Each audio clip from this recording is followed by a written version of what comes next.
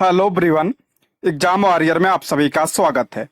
दोस्तों, BPSC TRE 3 और TRE 4 के जीके जीएस के प्रैक्टिस सेट को आगे बढ़ाते हुए आज के इस वीडियो में हम प्रैक्टिस सेट नंबर 11 के प्रश्नों को देखेंगे। इसके पहले के वीडियो में हम 10 सेट को कर चुके हैं। अगर आपने वीडियो नहीं देखी है तो प्लीज चैनल पर जाके देख सकते हैं। दोस्तों, इसका मैंने प्लेलिस्ट बना दिया है तो आपको सारी वीडियो वहां पे मिल जाएगी। दोस्तों, इसमें आपको इतिहास, भूगोल, विज्ञान, ईवीएस, पॉलिटी, करंट अफेयर और बिहार स्पेशल जीके जीएस के प्रश्न देखने को मिलेंगे जो परीक्षा की दृष्टि से बहुत ही इंपॉर्टेंट है। दोस्तों, यह video PRT 6 to 8 TGT PHT सभी के लिए इंपॉर्टेंट है, तो आप लोग वीडियो को लास्ट तक ध्यान से जरूर देखिएगा। और अगर आप इसका पीडीएफ चाहते हैं तो ज्वाइन कीजिए हमारे टेलीग्राम चैनल को, जिसका लिंक आपको डिस्क्रिप्शन बॉक्स या कमेंट बॉक्स में मिल जाएगा। तो चलिए शुरू करते हैं। आज का पहला प्रश्न है, वुड घोषणा पत्र से संबंधित निम्नलिखित में से कौन सा कथन सही नहीं है। वुड घोषणा पत्र के बारे में पूछ रहा है, कौन सा कथन सही नहीं है। पहला ऑप्शन है, विश्वविद्यालय की स्थापना की सिफारिश की गई, बिल्कुल सत्य है। वुड घोषणा पत्र ने लंदन विश्वविद्यालय के आधार पर कलकत्ता, मद्रास और बंबई प्रेसिडेंसी में 3 विश्वविद्यालय स्थापित करने की सिफारिश की थी, तो ये पॉइंट आपका बिल्कुल सत्य है। दूसरा है, शिक्षा के सभी स्तरों पर शिक्षण माध्यम के रूप में अंग्रेजी की सिफारिश की गई थी, ये पॉइंट आपका गलत है, क्योंकि शिक्षा के सभी स्तरों पर नहीं, सिर्फ उच्च स्तर पर, शिक्षा के उच्च स्तर पर शिक्षण माध्यम के रूप में अंग्रेजी की सिफारिश की गई थी, इसलिए पॉइंट क्या हो जाएगा, गलत हो जाएगा ये। अगला है, इसने महिला शिक्षा और व्यावसायिक प्रशिक्षण पर जोर दिया था, बिल्कुल सत्य है ये। इसने महिला शिक्षा और व्यावसायिक प्रशिक्षण पर जोर दिया था, ये पॉइंट सही है। इसमें पूछ रहा कौन सा कथन सही नहीं है, तो ऑप्शन बी इसका करेक्ट आंसर हो जाएगा। ठीक है, ऑप्शन बी।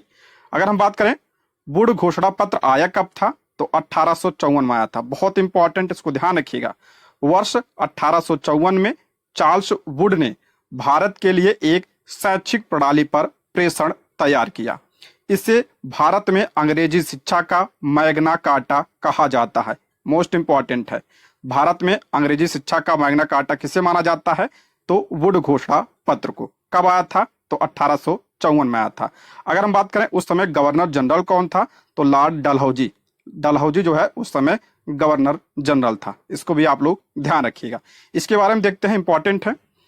इसने देश में विद्यमान शिक्षा पद्धति को सुव्यवस्थित करने हेतु प्राथमिक शिक्षा का माध्यम क्षेत्रीय भाषा का, बहुत इंपॉर्टेंट है, प्राथमिक शिक्षा का माध्यम क्षेत्रीय भाषा को माना, और माध्यमिक शिक्षा हेतु एंग्लो वर्नाकुलर यानी अर्ध अंग्रेजी भाषा तथा उच्च शिक्षा हेतु अंग्रेजी को माध्यम बनाया। प्राथमिक के लिए क्या माध्यम बनाया, तो क्षेत्रीय भाषा, और माध्यमिक के लिए आपका अर्ध अंग्रेजी, और उच्च शिक्षा हेतु अंग्रेजी को माध्यम बनाया। और जिला स्तर पर एक संबद्ध कॉलेज और कलकत्ता, बॉम्बे और मद्रास के प्रेसिडेंसी शहरों में विश्वविद्यालय की स्थापना की योजना बनाई थी। किसने, वुड घोषणा पत्र ने। और ये जो तीनों विश्वविद्यालय है ये 1857 में अस्तित्व में आ गए थे। ठीक है, इसको भी आप लोग ध्यान रखिएगा। और इसने क्या बात कही थी, तो इसने निजी उद्यम को प्रोत्साहित करने हेतु सहायता अनुदान व्यवस्था की सिफारिश की थी। और इसने महिला और व्यावसायिक शिक्षा और शिक्षकों के प्रशिक्षण पर भी बल दिया था। सारे पॉइंट ध्यान रखिएगा, बहुत इंपॉर्टेंट है। ठीक है, अगला प्रश्न है, आधुनिक भारतीय इतिहास के संबंध में 1870 का मेयो का संकल्प संबंधित था।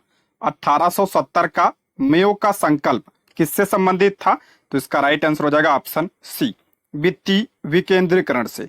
ऑप्शन सी इसका करेक्ट आंसर हो जाएगा।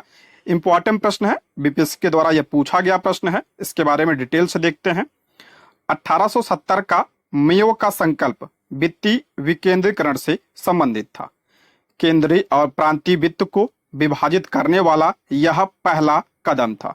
ध्यान रखिएगा, केंद्रीय और प्रांतीय वित्त को विभाजित करने वाला यह पहला कदम था। शाही सरकार से वार्षिक अनुदान के अलावा प्रांतीय सरकारों को अपने बजट को संतुलित करने के लिए स्थानीय कराधान का सहारा लेने के लिए अधिकृत किया गया था।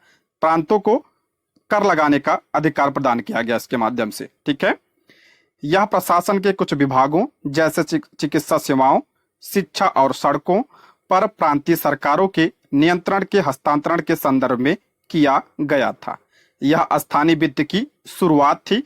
इसने प्रांतों की वास्तविक आवश्यकताओं पर ध्यान केंद्रित किया था। ठीक है, कब आया था ये मेयो का संकल्प?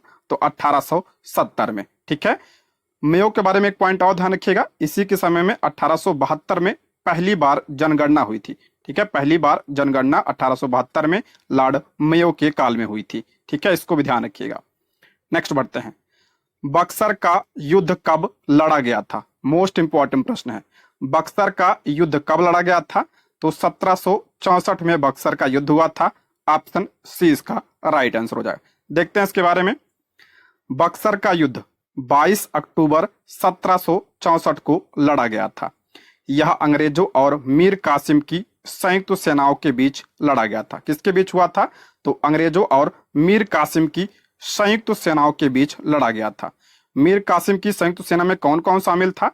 तो अवध के नवाब सुजाउद्दौला, मुगल बादशाह शाह आलम द्वितीय आदि शामिल थे। ध्यान रखिएगा, ये पूछा गया प्रश्न है।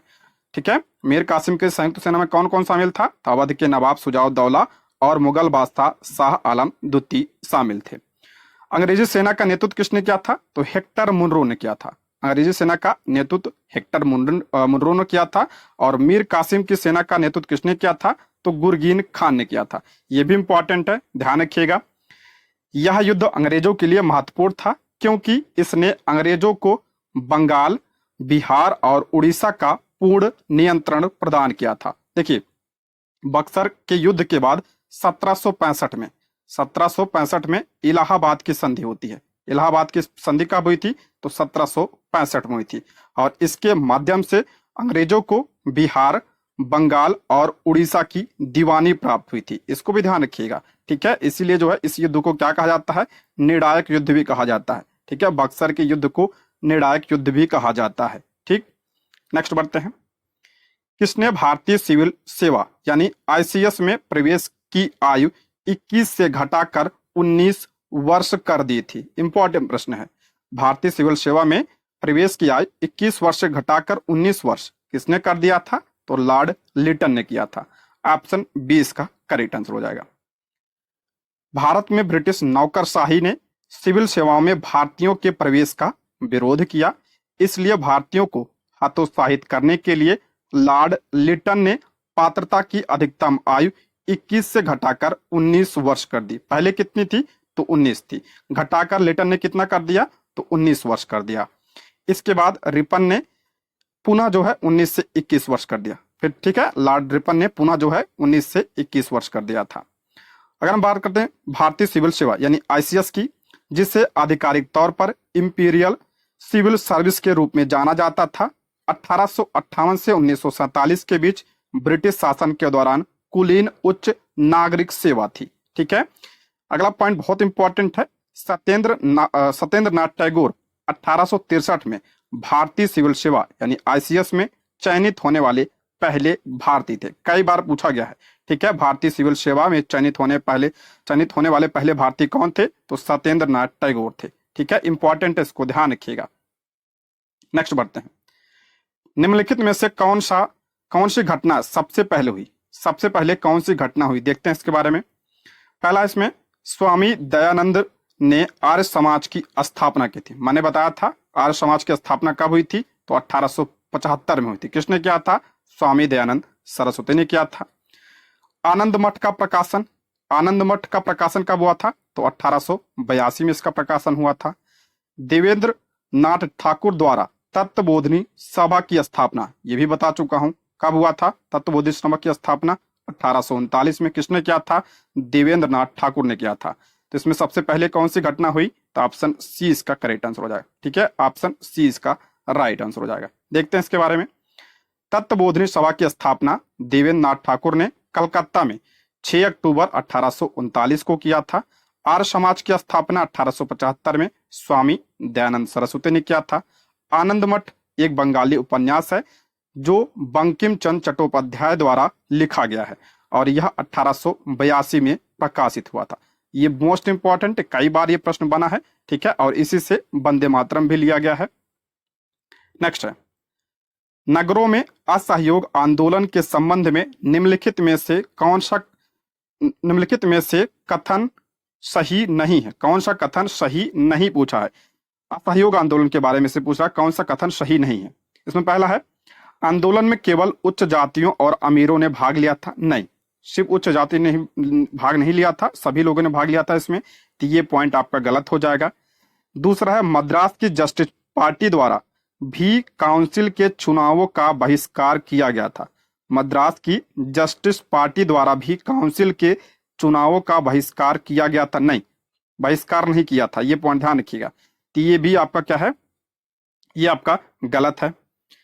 अगला है, हजारों छात्रों ने सरकारी नियंत्रण वाले स्कूलों को छोड़ दिया था। बिल्कुल सही है। प्राध्यापकों और शिक्षकों ने इस्तीफा दे दिया था और वकीलों ने अपनी वकालत छोड़ दी थी। ये भी आपका क्या है, सही है। लेकिन इसमें ध्यान रखिए, पूछ रहा कौन सा कथन सही नहीं है, तो इसका करेक्ट आंसर हो जाएगा ऑप्शन डी, उपयुक्त में से एक से अधिक। ठीक है, ऑप्शन डी इसका राइट आंसर हो जाएगा। देखते हैं इसके बारे में। असहयोग आंदोलन, असहयोग आंदोलन को 1 अगस्त 1920 को राष्ट्रपिता महात्मा गांधी के नेतृत्व में शुरू किया गया था। सभी को पता होगा, इंपॉर्टेंट है। असहयोग आंदोलन के लिए लोगों की प्रतिक्रिया की बात करें तो हजारों छात्रों ने सरकार द्वारा स्थापित स्कूलों और कॉलेजों को छोड़ दिया था और बड़ी संख्या में आंदोलन में शामिल हो गए थे। शिक्षकों ने इस्तीफा दे दिया था और वकीलों ने अपनी वकालत छोड़ दी थी। इसमें किसानों की भागीदारी भी रही है। महिलाओं ने बड़ी संख्या में इसमें भाग लिया था। मद्रास की जस्टिस पार्टी द्वारा काउंसिल के चुनावों का बहिष्कार नहीं किया गया था। ठीक है, ये पॉइंट ध्यान रखिएगा। ठीक है, बहिष्कार नहीं किया गया था। ठीक, नेक्स्ट बढ़ते हैं। स्वतंत्रता संग्राम के दौरान भारतीय राज्यों कश्मीर, निजाम के हैदराबाद, त्रावणकोर आदि जैसे भारतीय शासकों द्वारा शासित राज्यों में एक समानांतर आंदोलन शुरू किया गया था। उसका नाम क्या था। स्वतंत्रता संग्राम के दौरान भारतीय राज्यों में एक समानांतर आंदोलन शुरू किया गया था, उसका नाम क्या था। तो उसका नाम था ऑप्शन सी, प्रजामंडल आंदोलन। ऑप्शन सी इसका करेक्ट आंसर हो जाएगा। ध्यान रखिए, ये प्रश्न पूछा गया बीपीएससी के द्वारा, इंपॉर्टेंट है ये। ऑप्शन सी इसका राइट आंसर हो जाएगा। देखते हैं इसके बारे में।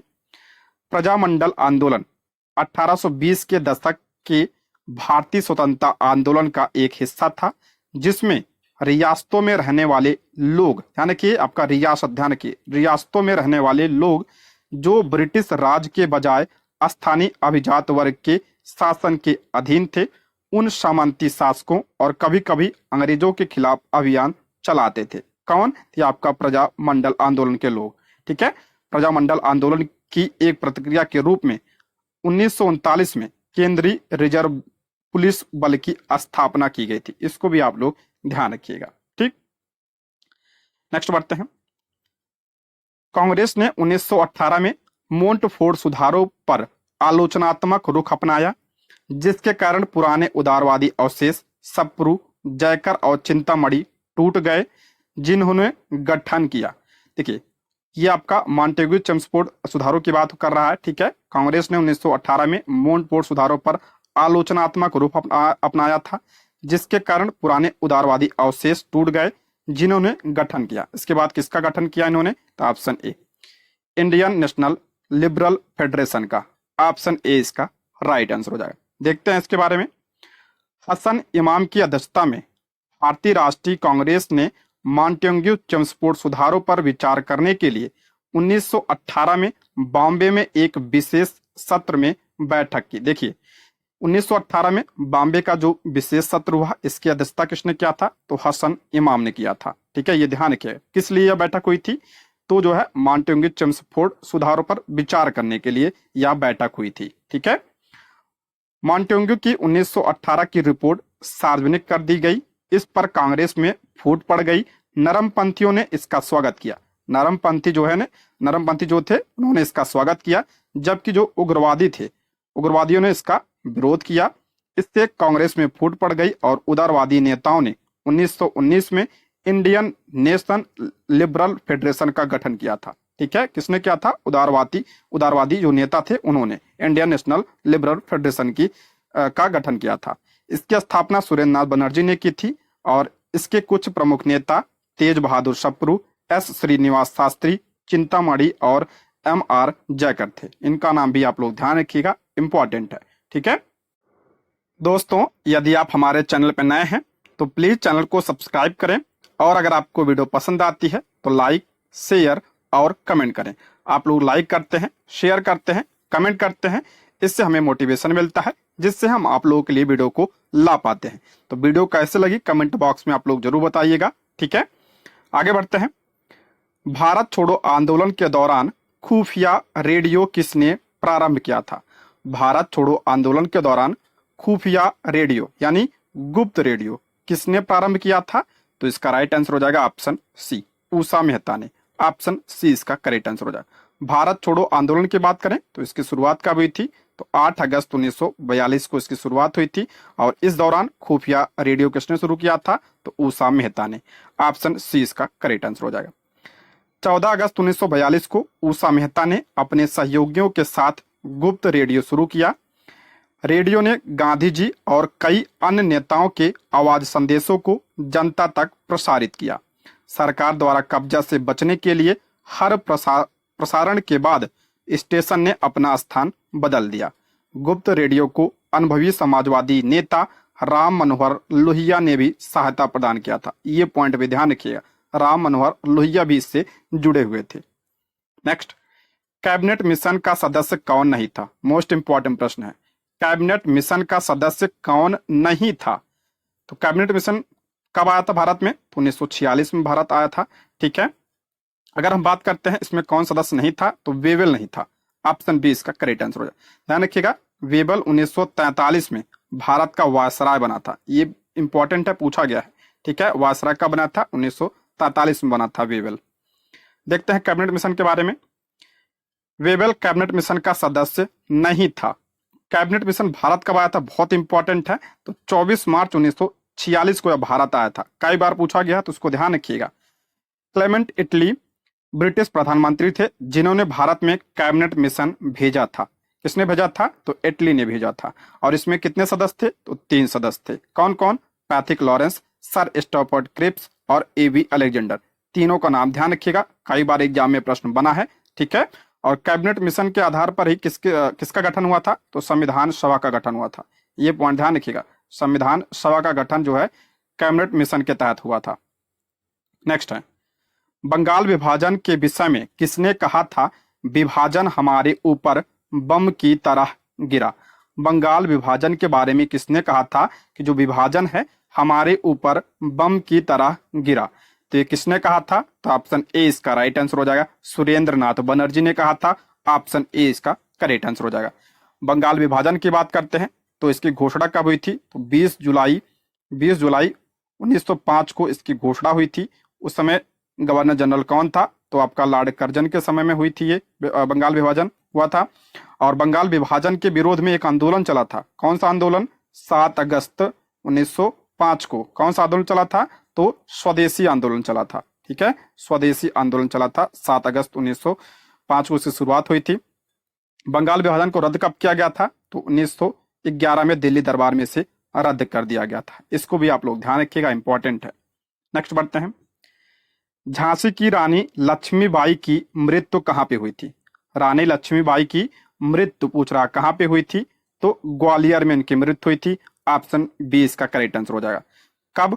18 जून 1858 को ग्वालियर में अंग्रेजों से लड़ते हुए जो है इनकी क्या हो गई? मृत्यु हो गई थी। ऑप्शन बी इसका करेक्ट आंसर हो जाएगा। अगर हम बात करते हैं इनका जन्म कब हुआ था? तो 1828 में इनका जन्म हुआ था, बनारस में हुआ था। ठीक है, 1828 में इनका जन्म हुआ था बनारस में। मृत्यु कहाँ पे हुई? तो ग्वालियर में। समाधि पूछा जाता है, इनकी समाधि भी आपका कहाँ पे है? तो ग्वालियर में इनकी समाधि है। ठीक, नेक्स्ट है, सुभाष चंद्र बोस को देश नायक किसने कहा था? इंपॉर्टेंट प्रश्न है। सुभाष चंद्र बोस को देश नायक किसने कहा था? तो इसका राइट आंसर हो जाएगा ऑप्शन ए, रविन्द्रनाथ टैगोर ने। ऑप्शन ए इसका करेक्ट आंसर हो जाएगा। देखिए, जर्मन के तानाशाह अडोल्फ हिटलर ने ही सुभाष चंद्र बोस को सबसे पहले नेताजी कहकर बुलाया था। हिटलर ने सबसे पहले नेताजी कहकर बुलाया था। नेताजी के साथ सुभाष चंद्र बोस को देश नायक भी कहा जाता है और देश नायक की उपाधि किसने दिया था? तो रविन्द्रनाथ टैगोर ने दिया था। ये पॉइंट ध्यान रखिएगा, इंपॉर्टेंट है।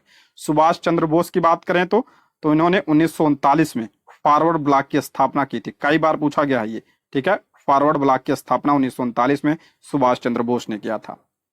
नेक्स्ट बढ़ते हैं, रैयतवाड़ी व्यवस्था किसने लागू की थी? रैयतवाड़ी व्यवस्था किसने लागू किया था? तो इसका राइट आंसर हो जाएगा ऑप्शन बी, इसका करेक्ट आंसर हो जाएगा थॉमस मुनरो ने। ऑप्शन बी इसका करेक्ट आंसर हो जाएगा। कार्नवालिस की बात करें तो अस्थाई बंदोबस्त, ठीक है, अस्थाई बंदोबस्त किसने शुरू किया था? तो आपका कार्नवालिस ने। और रैयतवाड़ी की बात करें तो थॉमस मुनरो ने। ऑप्शन बी इसका करेक्ट आंसर हो जाएगा। देखते हैं, रैयतवाड़ी व्यवस्था का जन्मदाता थॉमस मुनरो और कैप्टन रीड को माना जाता है। 1792 में रैयतवाड़ी व्यवस्था बारामहल जिले में पहली बार कर्नल रीड द्वारा लागू किया गया था, ठीक है, बारामहल जिले में। 1820 इंपॉर्टेंट है ये, 1820 में इस व्यवस्था को मद्रास में लागू किया गया। यहाँ व्यवस्था को सुचारू रूप से चलाने के लिए मुनरो को मद्रास का गवर्नर भी नियुक्त किया गया था। उसके बाद 1825 में यह व्यवस्था मुंबई में और 1858 तक संपूर्ण दक्कन और अन्य क्षेत्रों में लागू हुई। इस व्यवस्था के अंतर्गत ब्रिटिश भाग का 51% हिस्सा शामिल था। मोस्ट इंपॉर्टेंट है, सबसे ज्यादा जो है आपका यही लागू था रैयतवाड़ी व्यवस्था। कितने प्रतिशत भाग पर? तो 51% भाग पर यह लागू था। कई बार पूछा गया तो ध्यान रखिएगा, ठीक है। नेक्स्ट बढ़ते हैं, 1917 ईस्वी के चंपारण सत्याग्रह से संबंधित कौन नहीं था? ऐसे प्रश्न बहुत बनता है, ठीक है। चंपारण सत्याग्रह से संबंधित कौन नहीं था इसमें पूछ रहा है। पहला है इसमें JB कृपलानी, ये तो संबंधित थे। डॉक्टर राजेंद्र प्रसाद, ये भी थे। ऑप्शन सी इसका करेक्ट आंसर हो जाएगा। राम मनोहर लोहिया इससे संबंधित नहीं थे, ठीक है। ऑप्शन सी इसका करेक्ट आंसर हो जाएगा। चंपारण सत्याग्रह कब हुआ था? तो 1917 में हुआ था। अच्छा, किसके बुलावे पर गांधी जी यहाँ पे गए थे? तो राजकुमार शुक्ल के बुलावे पर गए थे, ठीक है। राजकुमार शुक्ल के बुलावे पे गए थे। इंपॉर्टेंट है, कई बार पूछा गया है, ठीक है। इससे संबंधित कौन कौन थे? तो डॉक्टर राजेंद्र प्रसाद, आचार्य कृपलानी, मजरूल हक, ब्रिज किशोर प्रसाद, अनुग्रह नारायण, राजकुमार शुक्ल, ठीक है। इन सबका नाम ध्यान रखिएगा, इंपॉर्टेंट है ये। नेक्स्ट है, लोकप्रिय गीत सरफरोशी की तमन्ना अब हमारे दिल में है के लेखक कौन है?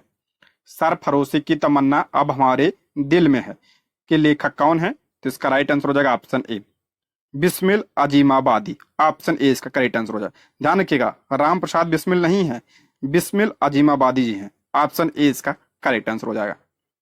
इसमें कंफ्यूजन होता है तो इसको ध्यान रखिएगा। सरफरोशी की तमन्ना एक उर्दू देशभक्ति कविता है जिसे बिस्मिल अजीमाबादी ने भारतीय स्वतंत्रता आंदोलन के युवा स्वतंत्रता सेनानियों के लिए एक गीत के रूप में लिखा था। उन्होंने यह कविता ब्रिटिश उपनिवेशवादियों द्वारा जालियांवाला बाग हत्याकांड और अन्य अत्याचारों के बाद लिखी थी। यह पहली बार दिल्ली से प्रकाशित होने वाली पत्रिका सबाह में प्रकाशित हुई थी, ठीक है। किस में प्रकाशित हुई थी? तो सबाह में प्रकाशित हुई थी, ठीक। इंपॉर्टेंट प्रश्न है, ध्यान रखिएगा। नेक्स्ट बढ़ते हैं, निम्नलिखित में से कौन सा जानवर सिंधु घाटी सभ्यता के लोगों को नहीं पता था? कौन सा जानवर सिंधु घाटी सभ्यता के लोगों को नहीं पता था? तो इसका करेक्ट आंसर हो जाएगा ऑप्शन बी, घोड़े के बारे में सिंधु घाटी सभ्यता के लोग नहीं जानते थे। ऑप्शन बी इसका करेक्ट आंसर हो जाएगा। ये पूछा गया है पीपीएससी के द्वारा। ऑप्शन बी इसका राइट आंसर हो जाएगा। सिंधु सभ्यता के लोगों को घोड़े के बारे में जानकारी नहीं थी। सिंधु सभ्यता के लोगों द्वारा कुत्ते, बिल्ली, हाथी, बैल, कुबड़ वाले मवेशी, घरेलू मुर्गी तथा सुअर आदि के पालतू बनाए जाने के साक्ष्य मिलते हैं, ठीक है। लेकिन ध्यान रखिएगा, घोड़े के साथ जो है सुरकोरदा से मिले हैं। ये पॉइंट ध्यान देने वाली बात है। ये जो साक्ष्य हैं सुरकोरदा से मिले हैं, किंतु सभ्यतावासी जो आपका सिंधु सभ्यता के लोग थे इससे क्या थे? अनजान थे। ये पॉइंट ध्यान रखिएगा, इसलिए जो है इसका करेक्ट आंसर बी होगा। नेक्स्ट, अष्टप्रधान की स्थापना किसने की थी? ये भी पूछा गया प्रश्न है। अष्टप्रधान की स्थापना किसने किया था? तो शिवाजी ने किया था। ऑप्शन सी इसका करेक्ट आंसर हो जाएगा। अष्टप्रधान 8 मंत्रियों का समूह था, इसकी स्थापना जो है शिवाजी ने किया था, ठीक है। मराठों के 8 प्रमुख अधिकारियों को अष्टप्रधान के रूप में जाना जाता था। इसमें आपका पेशवा, अमात्य, सामंत जिसे दबीर भी कहा जाता था, वाकिया नवीस, सचिव, सेनापति, न्यायाधीश और पंडित राव शामिल थे। ठीक है, इसको भी ध्यान रखिएगा। नेक्स्ट, मगध शासक बिंबिसार का चिकित्सक कौन था? इंपॉर्टेंट प्रश्न है। मगध शासक बिंबिसार का चिकित्सक कौन था? तो इसका करेक्ट आंसर हो जाएगा यहाँ पे जीवक होगा। ठीक है, जीवक, ऑप्शन ए इसका करेक्ट आंसर हो जाएगा, ऑप्शन ए। मगध शासक बिंबिसार का चिकित्सक जीवक था। मगध का शासक बिंबिसार हर्यक वंश का था। ठीक है, हर्यक वंश का था ये आपका बिंबिसार। बिंबिसार ने अपने राज्यवैध जीवक को अवंती नरेश चंड प्रद्योत के राज्य में चिकित्सा के लिए भेजा था। ये मोस्ट इंपॉर्टेंट है, कई बार पूछा गया है। ठीक है, चंड प्रद्योत के राज्य में चिकित्सा के लिए जो है किसने भेजा था? किसको? तो राज्यवैध जीवक को भेजा था। किसने? तो बिंबिसार ने भेजा था। ठीक है, नेक्स्ट, निम्नलिखित में से किस स्थान पर प्रथम बौद्ध संगीति का आयोजन किया गया था? मोस्ट इंपॉर्टेंट प्रश्न है। प्रथम बौद्ध संगीति का आयोजन कहां पे किया गया था? तो राजगृह में किया गया था। ऑप्शन बी इसका करेक्ट आंसर हो जाए। यहां पे देखते हैं हम कितनी बौद्ध संगीतियां हुई थी? तो 4 हुई थी।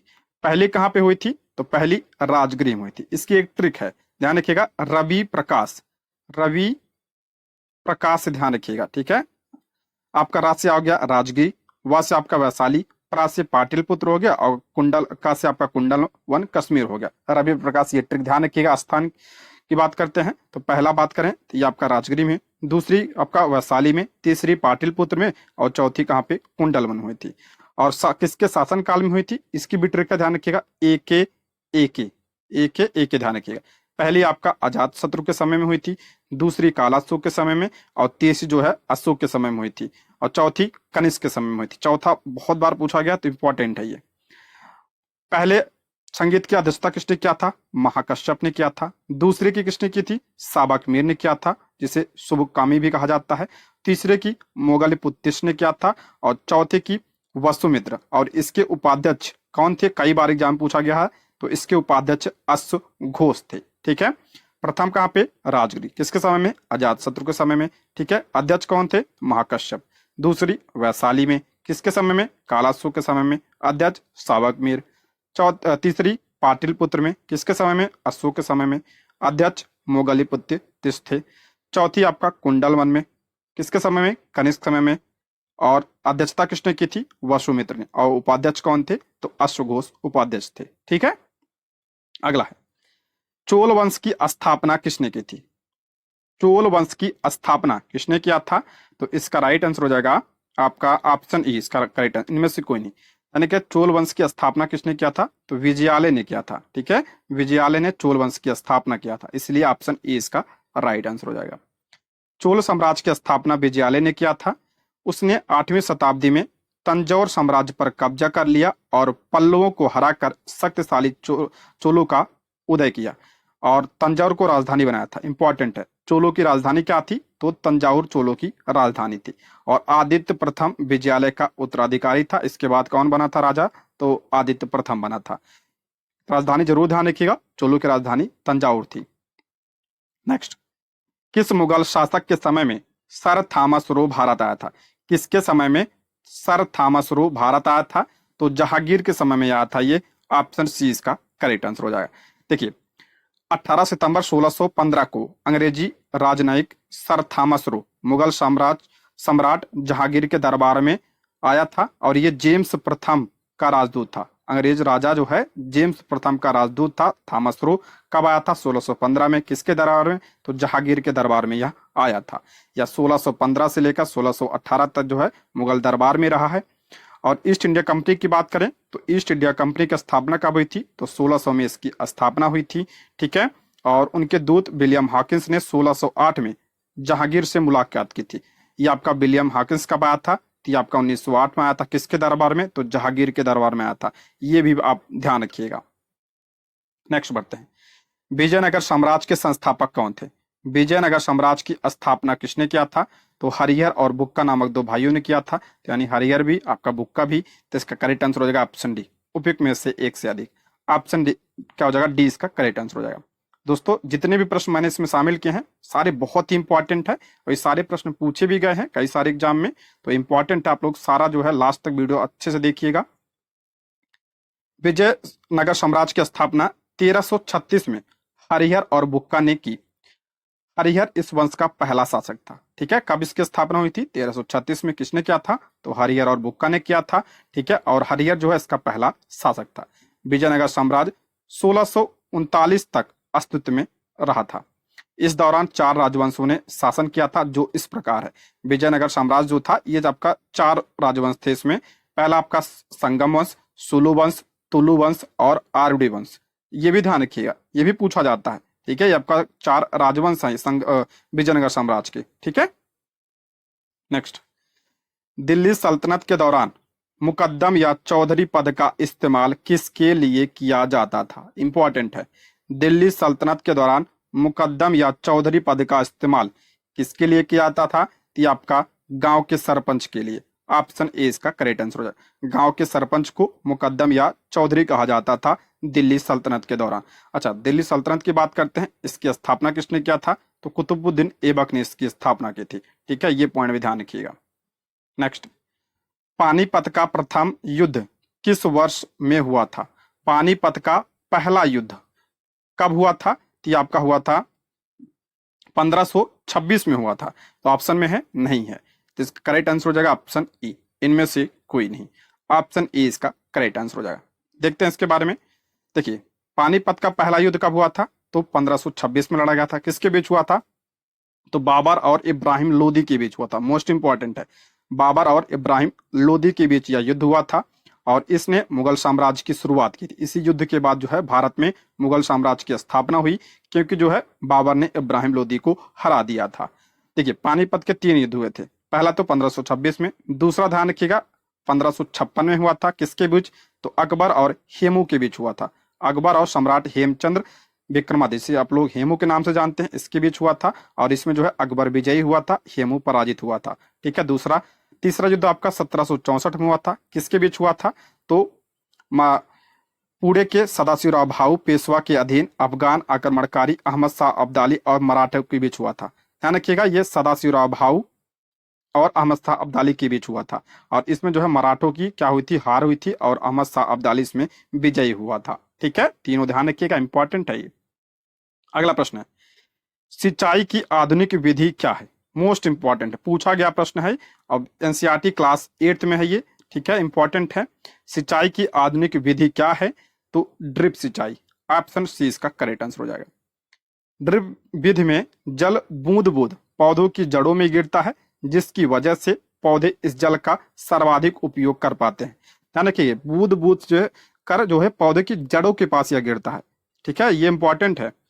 और जल की हानि इससे क्या होती है? न्यूनतम होती है। इसलिए फलदार पौधों एवं बगीचों में पानी देने का यह क्या है? सर्वोत्तम तरीका है ड्रिप विधि। ठीक है, नेक्स्ट है, सूक्ष्म जीवों और उनसे होने वाले विभिन्न रोगों के संदर्भ में निम्नलिखित में से कौन सा कथन सही नहीं है? मोस्ट इंपॉर्टेंट है। यह भी आपका क्लास 8 एनसीईआरटी चैप्टर 2 से प्रश्न मैंने इसमें लिया है, इंपॉर्टेंट है। चिकन पॉक्स और हेपेटाइटिस ए विषाणु यानी वायरस द्वारा होते हैं, बिल्कुल सत्य है। जो आपका चिकन पॉक्स होता है और हेपेटाइटिस ए जो होता है, ये आपको किसकी वजह से होता है? विषाणु की वजह से होता है, बिल्कुल सत्य है। टाइफाइड और खसरा जीवाणु द्वारा यानी बैक्टीरिया के द्वारा होने वाले रोग हैं।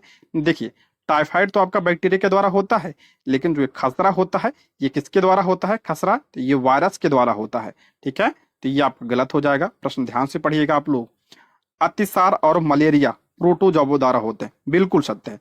अतिसार और जो मलेरिया होता है ये किसके द्वारा? तो प्रोटोजोआ के द्वारा होता है। तो इसमें आपका पूछ रहा कौन सा कथन सही नहीं है? तो ऑप्शन बी इसका करेक्ट आंसर हो जाएगा। ठीक है, ऑप्शन बी इसका करेक्ट आंसर हो जाएगा। देखिए, आपका जो खसरा होता है ये जीवाणु यानी वायरस के द्वारा होता है। ठीक है, ना कि आपका जो है ना कि जो जीवाणु के द्वारा, किसके द्वारा होता है? विषाणु के द्वारा ये होता है खसरा जो होता है। ठीक है, यहाँ पे कुछ रोग की बात करते हैं तो टाइफाइड जो आपका जीवाणु यानी बैक्टीरिया की वजह से होता है। हैजा भी आपका बैक्टीरिया की वजह से होता है। क्षय रोग भी आपका किसकी वजह से होता है? तो आपका बैक्टीरिया की वजह से होता है। चिकन पॉक्स ये विषाणु यानी वायरस की वजह से। Hepatitis virus. पोलियो भी आपका वायरस की वजह से होता है। मलेरिया जो और अतिसार, अतिसार यानी जो आपका डायरिया होता है, और इसी को पेचिस भी कहा जाता है, ये किसकी वजह से होता है? तो प्रोटोजोआ की वजह से होता है। इंपॉर्टेंट है ये, ठीक है। नेक्स्ट, निम्नलिखित में से कौन सा एक जल जनित रोग है? बीपीएससी ऐसे प्रश्न बहुत पूछता है, इंपॉर्टेंट है। निम्नलिखित में से कौन सा एक जल जनित रोग है? तो इसमें जल से कौन सा रोग होता है? तो देखिए, मलेरिया तो आपका किससे होता है? मच्छर से होता है, ठीक है। क्षय रोग तो आपका किससे होता है? ये आपका वायु से होता है। ये हैजा, ठीक है, हैजा जो आपका जल से होता है। ऑप्शन बी इसका करेक्ट आंसर हो जाएगा। हैजा यानी कॉलरा जो होता है, ऑप्शन बी इसका करेक्ट आंसर हो जाएगा। देखिए, मैंने यहाँ पे कटिंग लगा रखी क्लास 8 की एनसीईआरटी की बुक का, देखिए यहाँ पे दिया है, और ये बहुत इंपॉर्टेंट है ये कटिंग। क्षय रोग की बात करते हैं तो ये आपका जीवाणु, ठीक है, क्षय रोग आपका जीवाणु से होता है यानी बैक्टीरिया से होता है। और ये किससे फैलता है? तो यह वायु से फैलता है। किससे फैलता है? वायु से। जो आपका एक खसरा होता है, खसरा अभी बताया था, ये वायरस की वजह से होता है, और ये भी आपका वायु से फैलता है। बहुत इंपॉर्टेंट है। अब की बार टीआरई 3 में ये जो आपका संचार रोग है, इससे 2-3 प्रश्न बने थे, तो इंपॉर्टेंट है ये। चिकन पॉक्स की बात करते हैं तो ये वायरस की वजह से होता है, और ये वायु और सीधे संपर्क, वायु और जो है सीधे संपर्क के द्वारा फैलता है, यानी जब हम किसी जिसको हुआ होता है उसके साथ में या रहते हैं या संपर्क करते हैं तो उससे होता है ये चिकन पॉक्स। पोलियो की बात करते हैं तो ये वायरस, पोलियो ध्यान रखिएगा, पोलियो जो होता है ये वायु और जल दोनों से होता है। मोस्ट इंपॉर्टेंट है, ये पूछा गया था टीआरई 3 में, ठीक है, वायु और जल दोनों से होता है, ठीक। और जो हैजा है, हैजा भी आपका ये जीवाणु की वजह से होता है, और ये जल और भोजन, हैजा जल और भोजन दोनों के द्वारा होता है। टाइफाइड ये जीवाणु के द्वारा होता है, ठीक है, जीवाणु के द्वारा यानी बैक्टीरिया के द्वारा होता है, और ये जो किससे फैलता है? तो ये जल के द्वारा फैलता है। हेपेटाइटिस ए, ये पूछा गया था टीआरई 3 में, इंपॉर्टेंट है। हेपेटाइटिस ए आपका वायरस से होता है, और किससे फैलता है? तो जल से यह फैलता है, ठीक है, जल से फैलता है ये। मलेरिया प्रोटोजोआ के कारण होता है, और इसका वाहक कौन होता है? तो ये मच्छर की वजह से होता है। ध्यान रखिएगा, मादा मादा एनाफ्लीज, मादा एनाफ्लीज जो मच्छर होता है उसी की वजह से ये आपका फैलता है ये मलेरिया। तो सारे आप लोग ध्यान रखिएगा, मोस्ट इंपॉर्टेंट है ये टेबल, ठीक। अगला प्रश्न है, दूध से दही बनने की प्रक्रिया में निम्नलिखित में से किस सूक्ष्म जीव की आवश्यकता होती है? इंपॉर्टेंट है, ये भी मैंने क्लास 8 से लिया है। देखिए, क्लास 8 से बहुत सारे प्रश्न पिछली बार बने थे, तो क्लास 8 बहुत इंपॉर्टेंट है आपके लिए, ठीक है। तो एक बार जो है इसको आप लोग जरूर देखिएगा। देखते हैं, दूध से दही बनने की प्रक्रिया निम्नलिखित में से किस सूक्ष्म जीव की आवश्यकता होती है? तो किसकी आवश्यकता होती है? तो जीवाणु की आवश्यकता होती है। ऑप्शन ए इसका करेक्ट आंसर हो जाए। देखिए, मैंने यहाँ पे कटिंग लगा रखी है। दही में अनेक सूक्ष्म जीव पाए जाते हैं, जिनमें लैक्टोबैसिलस, बहुत इंपॉर्टेंट है, लैक्टोबैसिलस नामक जीवाणु प्रमुख है, जो दूध को दही में परिवर्तित कर देता है। वह दूध में जनन कर उसे दही में परिवर्तित कर देते हैं। जीवाणु पनीर, अचार एवं अनेक खाद्य पदार्थों के उत्पादन में भी सहायक होते हैं। रवा, सूजी, इडली एवं भटूरे एक महत्वपूर्ण संगठक दही है। क्या ये आपका ध्यान रखिएगा, बस इतना कि जो आपका लैक्टोबैसिलस होता है इसकी वजह से आपका क्या बनता है? दूध से दही बनता है, आपका जीवाणु है। ऑप्शन ए इसका राइट आंसर हो जाएगा, ठीक है, ऑप्शन ए इसका करेक्ट आंसर हो जाएगा। अगला है, खाद्य पदार्थों में मिलाए जाने पर होगा, यहाँ पे मिलाए जाने के बाद, खाद्य पदार्थों में मिलाए जाने के बाद अपने श्वसन प्रक्रिया में खमीर यानी ईस्ट निम्नलिखित में से क्या उत्पादित करते हैं? बहुत इंपॉर्टेंट है, ये भी क्लास 8 से लिया है मैंने। तो इसका करेक्ट आंसर हो जाएगा option B, carbon dioxide. Option क्या हो जाएगा? बी इसका करेक्ट आंसर हो जाएगा। देखिए, खाद्य पदार्थों में मिलाए जाने के बाद जो खमीर होता है यानी ईस्ट होता है, तीव्र गति से जनन करते हैं तथा अपनी श्वसन प्रक्रिया में कार्बन डाइऑक्साइड उत्पादित करते हैं। गैस के बुलबुले खमीर वाले खाद्य पदार्थ का आयतन बढ़ा देते हैं। यही बेकिंग उद्योग में खमीर के उपयोग का क्या है? आधार है, जिसमें आपका ब्रेड, पेस्ट्री एवं केक बनाए जाते हैं, ठीक है। ये क्या करता है? इसको जो है इसका आयतन बढ़ा देता है, और इसी से क्या बनता है? तो ब्रेड, पेस्ट्री और केक वगैरह इसमें बनता है। और ये जो गैस उसमें उत्पादित होता है, कौन सी गैस? तो आपका कार्बन डाइऑक्साइड। ये ध्यान रखिएगा, इंपॉर्टेंट है ये। नेक्स्ट बढ़ते हैं, निम्नलिखित सूक्ष्म जीवों में कौन सा सही सुमेलित नहीं है? मोस्ट इंपॉर्टेंट है, कौन सा सुमेलित नहीं है इसमें पूछ रहा है। पहला इसमें शैवाल, स्पाइरोगायरा। शैवाल आपका स्पाइरोगायरा बिल्कुल सत्य है। देखिए यहाँ पे ये आपका शैवाल है, स्पाइरोगायरा आपका क्या है? एक शैवाल होता है। प्रोटोजोआ, प्रोटोजोआ दिया इसमें, क्लेमाइडोमोनास नहीं, क्लेमाइडोमोनास यहाँ पे देखिए, ये क्या है आपका, ये भी आपका सवाल है, तो ये आपका गलत हो जाएगा। कवक राइजोपस यानी ब्रेड मोल्ड, ये आपका सही है। जो आपका कवक है ये क्या है, राइजोपस, ये आपका सही है। तो ऑप्शन बी इसका करेक्ट आंसर हो जाएगा। ठीक है, ऑप्शन बी इसका करेक्ट आंसर हो जाएगा। जो क्लेमाइडोमोनास है ये क्या है, शैवाल है, ना कि प्रोटोजोआ। ऑप्शन बी इसका करेक्ट आंसर हो जाएगा। सही नहीं पूछा था इसमें। देखिए कुछ जीवाणु की बात करते हैं, तो ये आपका स्पाइरल जीवाणु, छड़नुमा जीवाणु, ये आपका जीवाणु होता है। ये आपका प्रोटोजोआ है। देखिए अमीबा, पैरामीशियम, ये क्या होता है, प्रोटोजोआ होता है। कवक की बात करते हैं, इंपॉर्टेंट है। राइजोपस जिसे ब्रेड मोल्ड कहते हैं, ये आपका क्या है, कवक है। पेनिसिलियम, ये भी आपका क्या है, पेनिसिलियम भी आपका कवक है। और एस्परजिलस, ये भी आपका क्या है, कवक है। एस्परजिलस भी आपका कवक है। तो ये सब आप ध्यान रखिएगा, इंपॉर्टेंट है, ऐसे ही प्रश्न बनता है आपके एग्जाम में। ठीक है, नेक्स्ट बढ़ते हैं। निम्नलिखित में से कौन सा एक प्रतिजैविक है, कौन सा एक प्रतिजैविक यानी एंटीबायोटिक है। तो इसमें आपका स्ट्रेप्टोमाइसिन, ये तो आपका प्रतिजैविक है, बिल्कुल सही है। पेनिसिलिन मैंने बताया था, ये भी सही है। पैरासीटामोल ये नहीं है। ठीक है, लेकिन इसमें पूछा कौन सा प्रतिजैविक है, तो इसका करेक्ट आंसर हो जाएगा ऑप्शन डी, उपयुक्त में से एक से अधिक। ऑप्शन डी इसका राइट आंसर हो जाएगा। पैरासीटामोल नहीं है, पैरासीटामोल आपका दर्द निवारक है। ऑप्शन सी इसका, ऑप्शन डी इसका राइट आंसर हो जाएगा, क्योंकि इसमें पूछा कौन सा है, तो ऑप्शन डी होगा, एक से अधिक। देखिए जब कभी आप बीमार पड़ते हैं तो डॉक्टर आपको पेनिसिलिन का इंजेक्शन देते हैं अथवा कोई अन्य प्रतिजैविक की गोली अथवा कैप्सूल देते हैं। इन औषधियों का स्रोत सूक्ष्म जीव है। ये बीमारी पैदा करने वाले सूक्ष्म जीवों को नष्ट कर देती है अथवा उनकी वृद्धि को रोक देती है। इस प्रकार की औषधि को प्रतिजैविक अथवा एंटीबायोटिक कहते हैं। मोस्ट इंपॉर्टेंट है। आजकल जीवाणु और कवक से अनेक प्रतिजैविक औषधियों का उत्पादन हो रहा है। देखिए स्ट्रेप्टोमाइसिन, स्ट्रेप्टोमाइसिन, टेट्रासाइक्लिन और एरिथ्रोमाइसिन, इन तीनों का नाम बहुत ध्यान रखिएगा, इंपॉर्टेंट है ये, क्योंकि आपके एनसीईआरटी में दिया है। स्ट्रेप्टोमाइसिन, टेट्रासाइक्लिन और एरिथ्रोमाइसिन, ये आपका क्या है, प्रतिजैविक है। ठीक है, समान रूप से उपयोग किए जाने वाले प्रतिजैविक हैं जिन्हें कवक एवं जीवाणु से उत्पादित किया जाता है। ठीक है, ये ध्यान रखिएगा। देखिए यहाँ पे बात करें 1929 में अलेक्जेंडर फ्लेमिंग जीवाणुओं से बचाव हेतु एक संवर्धन पर प्रयोग कर रहे थे। अचानक उन्होंने संवर्धन तस्तरी पर हरे रंग की फफूद के छोटे बीजाणु देखे। उन्होंने पाया कि यह फफूद जीवाणु की वृद्धि को रोकते हैं। यह तथ्य पाया कि बहुत सारे जीवाणु फफूद द्वारा मारे गए। इस प्रकार फफूद से पेनिसिलिन बनाई थी। मोस्ट इंपॉर्टेंट है, पेनिसिलिन की खोज किसने किया था, तो फ्लेमिंग ने किया था। यह प्रश्न पूछा गया है, तो ध्यान रखिएगा। नेक्स्ट है, जब कॉपर के बर्तन को लंबे समय तक नम वायु में खुला रखा जाता है तो उस पर हल्की हरी परत जम जाती है। हरा पदार्थ क्या है, इंपॉर्टेंट है। करा जब कॉपर के बर्तन को लंबे समय तक नम वायु में रखा जाता है, ठीक है, तो इस पर जो है हल्की हरी रंग की क्या होती है, परत जम जाती है। तो हरा रंग जो होता है, हरा पदार्थ होता है, वो होता क्या है, तो ऑप्शन सी, वो आपका कॉपर सल्फेट और कॉपर हाइड्रोक्साइड का क्या होता है, मिश्रण होता है। ऑप्शन सी इसका राइट आंसर हो जाएगा।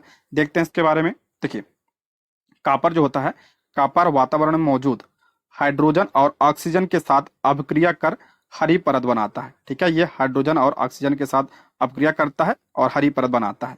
जब कॉपर के बर्तनों को लंबे समय तक नम वायु में खुला रखा जाता है तो उस पर हल्की हरी परत जम जाती है।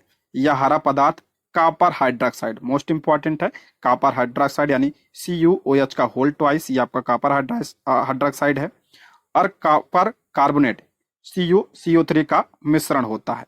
ठीक है, ये जो हरा पदार्थ होता है इन दोनों का मिश्रण होता है। यहाँ पे देखिए अभिक्रिया है, ये आपका जो कॉपर होता है यानी Cu और H2O और CO2 और प्लस O2 इसके साथ अभिक्रिया कर, ये आपका नम वायु है, इसके साथ अभिक्रिया करके क्या बनाता है, तो आपका CuOH का होल ट्वाइस यानी कॉपर हाइड्रोक्साइड और CuCO3। ठीक है, CuCO3 आपका यानी कॉपर कार्बोनेट बनता है। ये अभिक्रिया भी ध्यान रखिए। ठीक है, अभिक्रिया भी ध्यान रखिए, कभी कभी अभिक्रिया देकर पूछ लेता है, तो इंपॉर्टेंट है ये। नेक्स्ट बढ़ते हैं। निम्नलिखित में से कौन सी एक अति सक्रिय अधातु है जो वायु में खुला छोड़ देने पर आग पकड़ लेती है। बहुत इंपॉर्टेंट है ये, ध्यान से प्रश्न पढ़िएगा, इसमें क्या कह रहा है। निम्नलिखित में से कौन सी एक अति सक्रिय अधातु पूछ रहा, ना कि धातु, ध्यान रखिएगा। ये अधातु है जो वायु में खुला छोड़ देने पर आग पकड़ लेती है। तो कौन सी अधातु है? तो फास्फोरस है ये। ध्यान रखिए, ऑप्शन ए इसका करेक्ट आंसर हो जाएगा। देखते हैं इसके बारे में। फास्फोरस आयोडीन दोनों क्या है? अधातु हैं। सामान्यतः जो अधातु होते हैं ये जल से अभिक्रिया नहीं करते हैं। जो धातु होते हैं ये क्या करते हैं? जल से अभिक्रिया नहीं करते हैं, लेकिन वायु में बहुत सक्रिय हो सकते हैं। कुछ जो होते हैं वायु में सक्रिय हो सकते हैं। इनमें आपका जो फास्फोरस है बहुत अधिक सक्रिय होता है। ठीक है, फास्फोरस अधातु है। इसे वायु में खुला छोड़ देने पर आग पकड़ लेती है। जब इसे जो है वायु में छोड़ा जाता है, इससे क्या होता है? ये आग पकड़ लेती है। फास्फोरस से वायुमंडलीय ऑक्सीजन का संपर्क ना हो, इसलिए इसे जल में डुबो कर रखा जाता है। देखिए, जो फास्फोरस होता है इसे किस में डुबो कर रखते हैं? जल में डुबो कर रखते हैं। ब्रोमीन मैंने बताया था, ब्रोमीन एक क्या है? ये भी अधातु है, जो कमरे के तापमान पर क्या रहती है? द्रव अवस्था में रहती है। लेकिन ध्यान रखिए, अगर यहाँ पे धातु होता तो धातु कौन सी है? मरकरी। मरकरी धातु है, ये कमरे के तापमान पर द्रवावस्था में रहती है। लेकिन ब्रोमीन क्या है? ये अधातु है, ये भी आपका कमरे के तापमान पर द्रवावस्था में रहती है। सोडियम की बात करते हैं, इंपॉर्टेंट है। सोडियम एक धातु है जो बहुत अधिक अभिक्रियाशील होती है या ऑक्सीजन और जल के साथ अत्यंत तीव्र अभिक्रिया करती है। इस अभिक्रिया में बहुत अधिक ऊष्मा उत्पन्न होती है, इसलिए इसे मिट्टी के तेल में रखा जाता है। जो देखिए, ये जो अधातु था फास्फोरस, इसको हम किस में रखते हैं? जल में रखते हैं, क्योंकि ये वायु के साथ अभिक्रिया कर लेता है। और ये जो आपका सोडियम है ये क्या है? आपका धातु है। ठीक है, ये ऑक्सीजन के साथ अपक्रिया करता है और जल के साथ भी करता है, इसलिए किस में रखते हैं? इसे मिट्टी के तेल में रखते हैं। तो सारे पॉइंट ध्यान रखिए, यहाँ से कई सारे प्रश्न बन सकते हैं। अगला है, निम्नलिखित में से किस रसायन का सबसे अधिक ताजमहल पर हानिकारक प्रभाव पड़ता है? ताजमहल पर जो है सबसे अधिक किसका प्रभाव पड़ेगा? तो SO2 का पड़ेगा।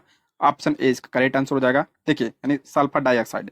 सल्फर डाइऑक्साइड के साथ साथ नाइट्रोजन ऑक्साइड यानी N2O जैसे रसायन ताजमहल के लिए बहुत हानिकारक होते हैं। इंपॉर्टेंट है ये। SO2 और N2O जल से अपक्रिया करके सल्फ्यूरिक अम्ल व नाइट्रिक अम्ल बनाते हैं। ठीक है, जिससे आप लोग क्या कहते हैं? अम्लीय वर्षा के नाम से इसे जाना जाता है। ठीक है, अम्लीय वर्षा किसकी वजह से होता है? तो आपका SO2 की और N2O यानी नाइट्रोजन ऑक्साइड की वजह से होता है। ये क्या करता है? अम्ल वर्षा संगमरमर को की जो चमक होती है उसे नष्ट कर देता है। देखिए, यहाँ पे आपका SO2 और 2H2O यानी जल से जब ये अपक्रिया करता है तो आपका H2SO4 बनाता है और हाइड्रोजन गैस इसमें बनती है। ठीक है, ये ध्यान रखिएगा, इंपॉर्टेंट है अम्लीय वर्षा। नेक्स्ट है, आग बुझाने वाले कर्मचारियों के वस्त्र बने होते हैं। जो आपका आग बुझाने वाले कर्मचारी होते हैं उनके वस्त्र किसके बने होते हैं? तो मेलामाइन के बने होते हैं। मोस्ट इंपॉर्टेंट है ये भी आपका क्लास 8 से है। सारे प्रश्न अभी जो चल रहे हैं ना साइंस के, ये सब क्लास 8 से मैंने इसमें शामिल किया है। मोस्ट इंपॉर्टेंट है। ऑप्शन बी, आग बुझाने वाले कर्मचारियों के परिधानों पर मेलामाइन नामक प्लास्टिक की क्या होती है? एक परत चढ़ी होती है।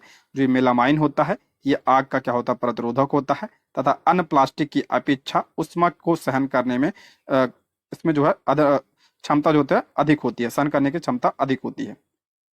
अगला है, निम्नलिखित में से किस रेशे को कृत्रिम रेशा कहा जाता है? ये भी इंपॉर्टेंट है। कृत्रिम रेशा किसे कहा जाता है? तो रेयान को कृत्रिम रेशा कहा जाता है। ऑप्शन ए इसका करेक्ट आंसर है। कृत्रिम रेशा कहा जाता है रेयान को। ठीक है, देखिए, इस प्रकार का रेशा काष्ठ लुगदी के रासायनिक उपचार से प्राप्त किया गया जाता है। यह रेशा रेयान अथवा कृत्रिम रेशा कहलाया। यद्यपि रेयान प्राकृतिक स्रोत काष्ठ लुगदी से प्राप्त किया जाता है, यह मानव निर्मित रेशा है। यह रेशम से सस्ता होता है, परंतु इसे रेशम रेशों के समान बुना जा सकता है। ठीक है, देखिए यहाँ पे हम देख लेते हैं। जो रेयान होता है कृत्रिम रेशा के रूप में इसे जाना जाता है। इसमें रेशम के समान क्या होते हैं? गुण होते हैं।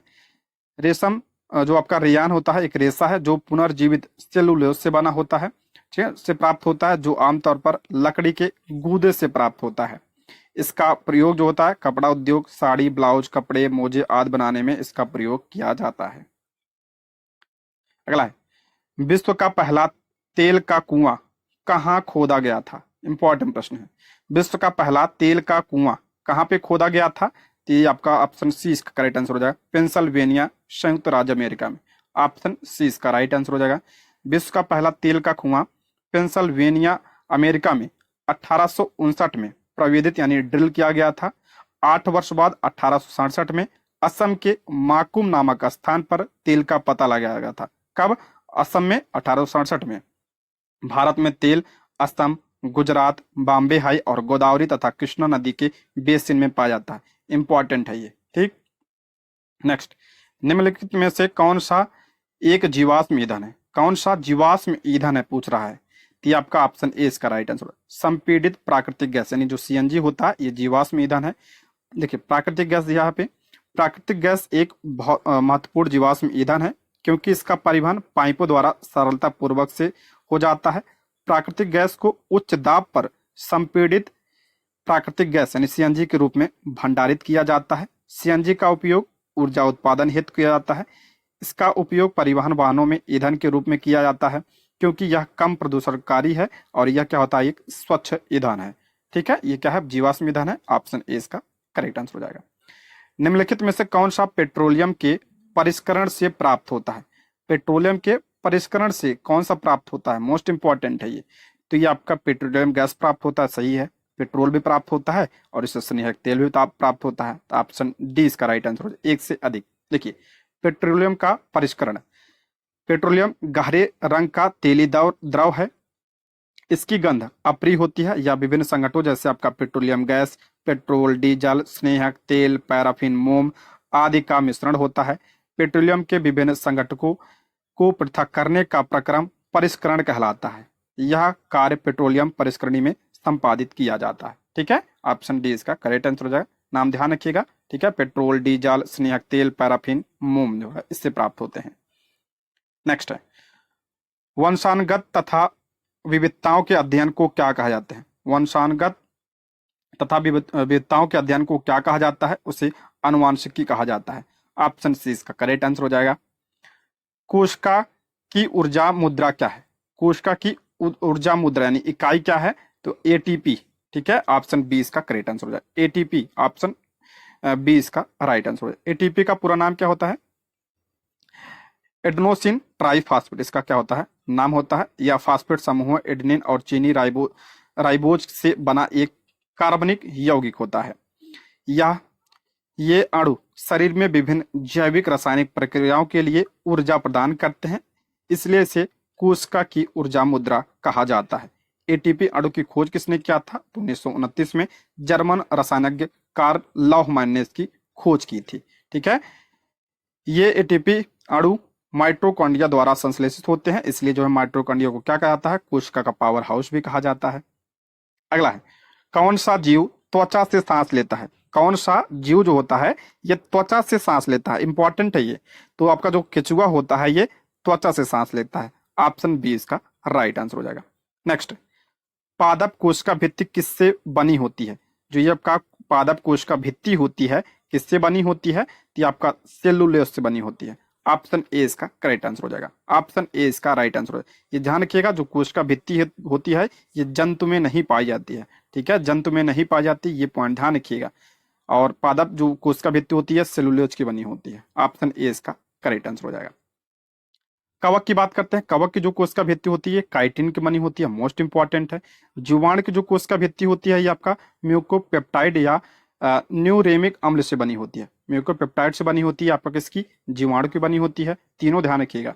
कोशिका भित्ति आपका पादप, जीवाणु और कवक कोशिका में पाई जाती है, जंतु कोशिका में नहीं पाई जाती है। ठीक है, सारे पॉइंट इंपॉर्टेंट है ये, कई सारे प्रश्न यहाँ पे से बन सकते हैं। अगला है, सरीसृप वर्ग का ऐसा कौन सा प्राणी है जिसके हृदय में 4 प्रकोष्ठ होते हैं? करा सरीसृप वर्ग का कौन सा प्राणी है जिसके हृदय में 4 प्रकोष्ठ होते हैं? तो हो जाएगा आपका मगरमच्छ। ऑप्शन बी इसका करेक्ट आंसर। मगरमच्छ में कितने प्रकोष्ठ होते हैं? 4 प्रकोष्ठ होते हैं। देखिए, हृदय कक्षों या कमरों में विभाजित किया जाता है। हृदय को कक्षों और कमरों में ऑक्सीजन युक्त और ऑक्सीजन रहित रक्त के आपस में मिलने से बचने के लिए जो है कक्षों में विभाजित किया गया है। उभयचर और सरीसृप, ध्यान रखिएगा ये पॉइंट इंपॉर्टेंट है। उभयचर और जो सरीसृप होते हैं ये इसमें कितने कक्ष होते हैं? तो इसमें 3 कक्ष होते हैं, लेकिन मगरमच्छ को छोड़ दीजिए। ठीक है, मगरमच्छ में जो आपका कितना होता है? तो मगरमच्छ में आपके 4 कक्ष होते हैं। ठीक है, 4 कक्ष होते हैं। बाकी जो उभयचर होते हैं, उभयचर और जो होते हैं सरीसृप, इनमें कितने होते हैं? 3 होते हैं। अपवाद है आपका मगरमच्छ। ठीक है, मगरमच्छ में 4 होते हैं। अगला है, पेशियों के लाल रंग के लिए निम्नलिखित में से किसकी अधिकता उत्तरदायी होती है? देखिए इंपॉर्टेंट प्रश्न है इसमें। मुझे पता है आप लोग इसको गलत करेंगे, देखिए ध्यान से देखिएगा, पेशियों के लाल रंग के लिए निम्नलिखित में से किसकी अधिकता होती है? तो ध्यान रखिए यहाँ पे मायोग्लोबिन, ठीक है, मायोग्लोबिन होगा ना कि हीमोग्लोबिन। ऑप्शन बी इसका करेक्ट आंसर हो जाएगा। पेशी में ऑक्सीजन भंडारित करने वाला लाल रंग प्रोटीन मायोबिन होता है। कुछ पेशियों में मायोग्लोबिन की मात्रा ज्यादा होती है जिससे वह लाल रंग की दिखती है, ऐसी पेशियों को लाल पेशियां कहते हैं। जो आपका जो हीमोग्लोबिन होता है ये रक्त के लाल रंग के लिए क्या होता है? उत्तरदायी होता है, ठीक है। ब्लड के रंग के लिए कौन उत्तरदायी होता है? हीमोग्लोबिन। और पेशी के लिए कौन? मायोग्लोबिन। अगला है, तंत्रिका तंत्र की संरचनात्मक और क्रियात्मक इकाई क्या है? मोस्ट इंपॉर्टेंट है। तंत्रिका तंत्र की इकाई क्या है? तो आपका हो जाएगा न्यूरॉन। ऑप्शन सी इसका करेक्ट आंसर हो जाएगा। न्यूरॉन जो है आपका तंत्रिका तंत्र की आपका कार्यात्मक इकाई है। आपका जो है आपका सक्रोमियर है, ये आपका रेखित पेशी की इकाई है। नेफ्रॉन बहुत इंपॉर्टेंट है ये। नेफ्रॉन जो है आपका वृक्क की जो है संरचनात्मक और क्रियात्मक इकाई है, ये भी ध्यान रखिएगा, इंपॉर्टेंट है ये। अगला प्रश्न है, स्वर्ण आभूषणों की सफाई हेतु कौन से अम्ल का प्रयोग किया जाता है? इंपॉर्टेंट है। स्वर्ण आभूषणों की सफाई के लिए किस अम्ल का प्रयोग किया जाता है? तो नाइट्रिक अम्ल का प्रयोग किया जाता है। ऑप्शन ए इसका करेक्ट आंसर हो जाएगा, ठीक है, ऑप्शन ए। नेक्स्ट, जलवायु परिवर्तन के कारणों को कम करने के लिए 1997 में निम्नलिखित में से कौन सी अंतर्राष्ट्रीय संधि अपनाई गई थी? जलवायु परिवर्तन के कारणों को कम करने के लिए 1997 में कौन सी अंतर्राष्ट्रीय संधि अपनाई गई थी? इंपॉर्टेंट है ये, तो क्योटो प्रोटोकॉल। ऑप्शन सी इसका करेक्ट आंसर हो जाएगा, ठीक है। जलवायु परिवर्तन के कारणों को कम करने के लिए 1997 में क्योटो प्रोटोकॉल। क्योटो प्रोटोकॉल एक अंतर्राष्ट्रीय संधि थी जिसने जलवायु परिवर्तन पर 1992 के संयुक्त राष्ट्र फ्रेमवर्क कन्वेंशन का विस्तार किया, जो ग्रीन हाउस गैस उत्सर्जन को कम करने के लिए राज्य दलों को प्रतिबद्ध करता है। जो आपका जो 1992 में यह हुआ था, इसे क्या कहते हैं? इसे जो है पृथ्वी सम्मेलन के नाम से भी जाना जाता है। ब्राजील में हुआ था। क्योटो प्रोटोकॉल जो है आपका 1997 में हुआ था, क्योटो जापान में अपनाया गया था ये, और 16 फरवरी 2005 को यह लागू हुआ था। किससे संबंधित था? तो जलवायु परिवर्तन से। किससे? यानी ग्रीन हाउस गैस से यह परिवर्तित था, क्योटो प्रोटोकॉल। अगला है, बीओडी किससे संबंधित होता है? मोस्ट इंपॉर्टेंट है। बीओडी किससे संबंधित होता है? तो आपका कार्बनिक पदार्थ और सूक्ष्म जीव दोनों होगा। ऑप्शन सी इसका करेक्ट आंसर हो जाएगा। ऑप्शन सी इसका करेक्ट आंसर हो जाएगा, ठीक है। इन दोनों की मात्रा बढ़ जाती है जब, तभी बीओडी की मांग होती है। यानी आपका ये बीओडी का नाम क्या है पूरा? तो जैविक ऑक्सीजन मांग। कार्बनिक पदार्थों और रोगाणुओं से संबंधित होती है ये। यह जलीय प्रदूषक की सूचक होती है, बहुत इंपॉर्टेंट है। जल प्रदूषण का यह सूचक होता है, ठीक है, जल प्रदूषण का। कैसे? जब बीओडी में वृद्धि होती है, ठीक है, जब बीओडी में वृद्धि होती है तो यह जलीय प्रदूषण में वृद्धि का संकेत होता है। ध्यान रखिएगा, जब जल में क्या हो जाएगा? ऑक्सीजन की मांग जो अधिक हो जाएगी, ठीक है, तब क्या हो जाता है? जल यानी जल प्रदूषण हो जाता है, ठीक है, जल प्रदूषित हो जाता है, तभी तो आपका ऑक्सीजन की मांग बढ़ेगी, उसी को कहते हैं बीओडी, ठीक है, ऑक्सीजन की मांग।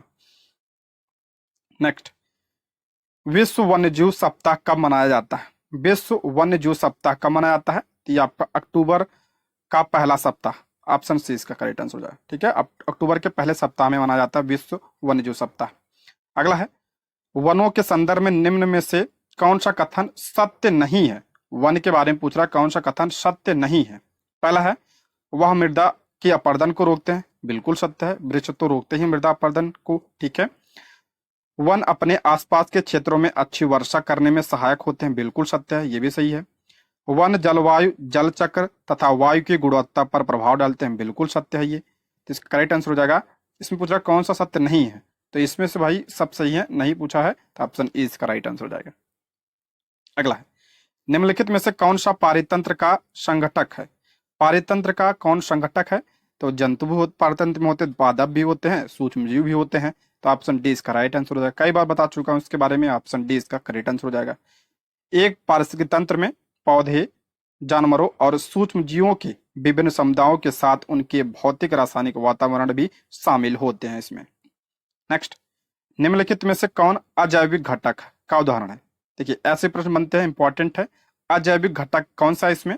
तो अजैविक मतलब समझ लीजिए आप लोग निर्जीव, ठीक है, निर्जीव, ठीक है। जो सजीव होता है वो आपका जैविक होता है, जो निर्जीव होता है आपका अजैविक होता है। तो आपका घास तो आपका सजीव है, टिड्डा भी सजीव है, तो मिट्टी आपका निर्जीव है, यानी आपका 20 का करेक्ट आंसर हो जाएगा, ठीक। देखिए, पारिस्थितिक तंत्र की बात करते हैं, इसमें जैविक और अजैविक घटक होते हैं।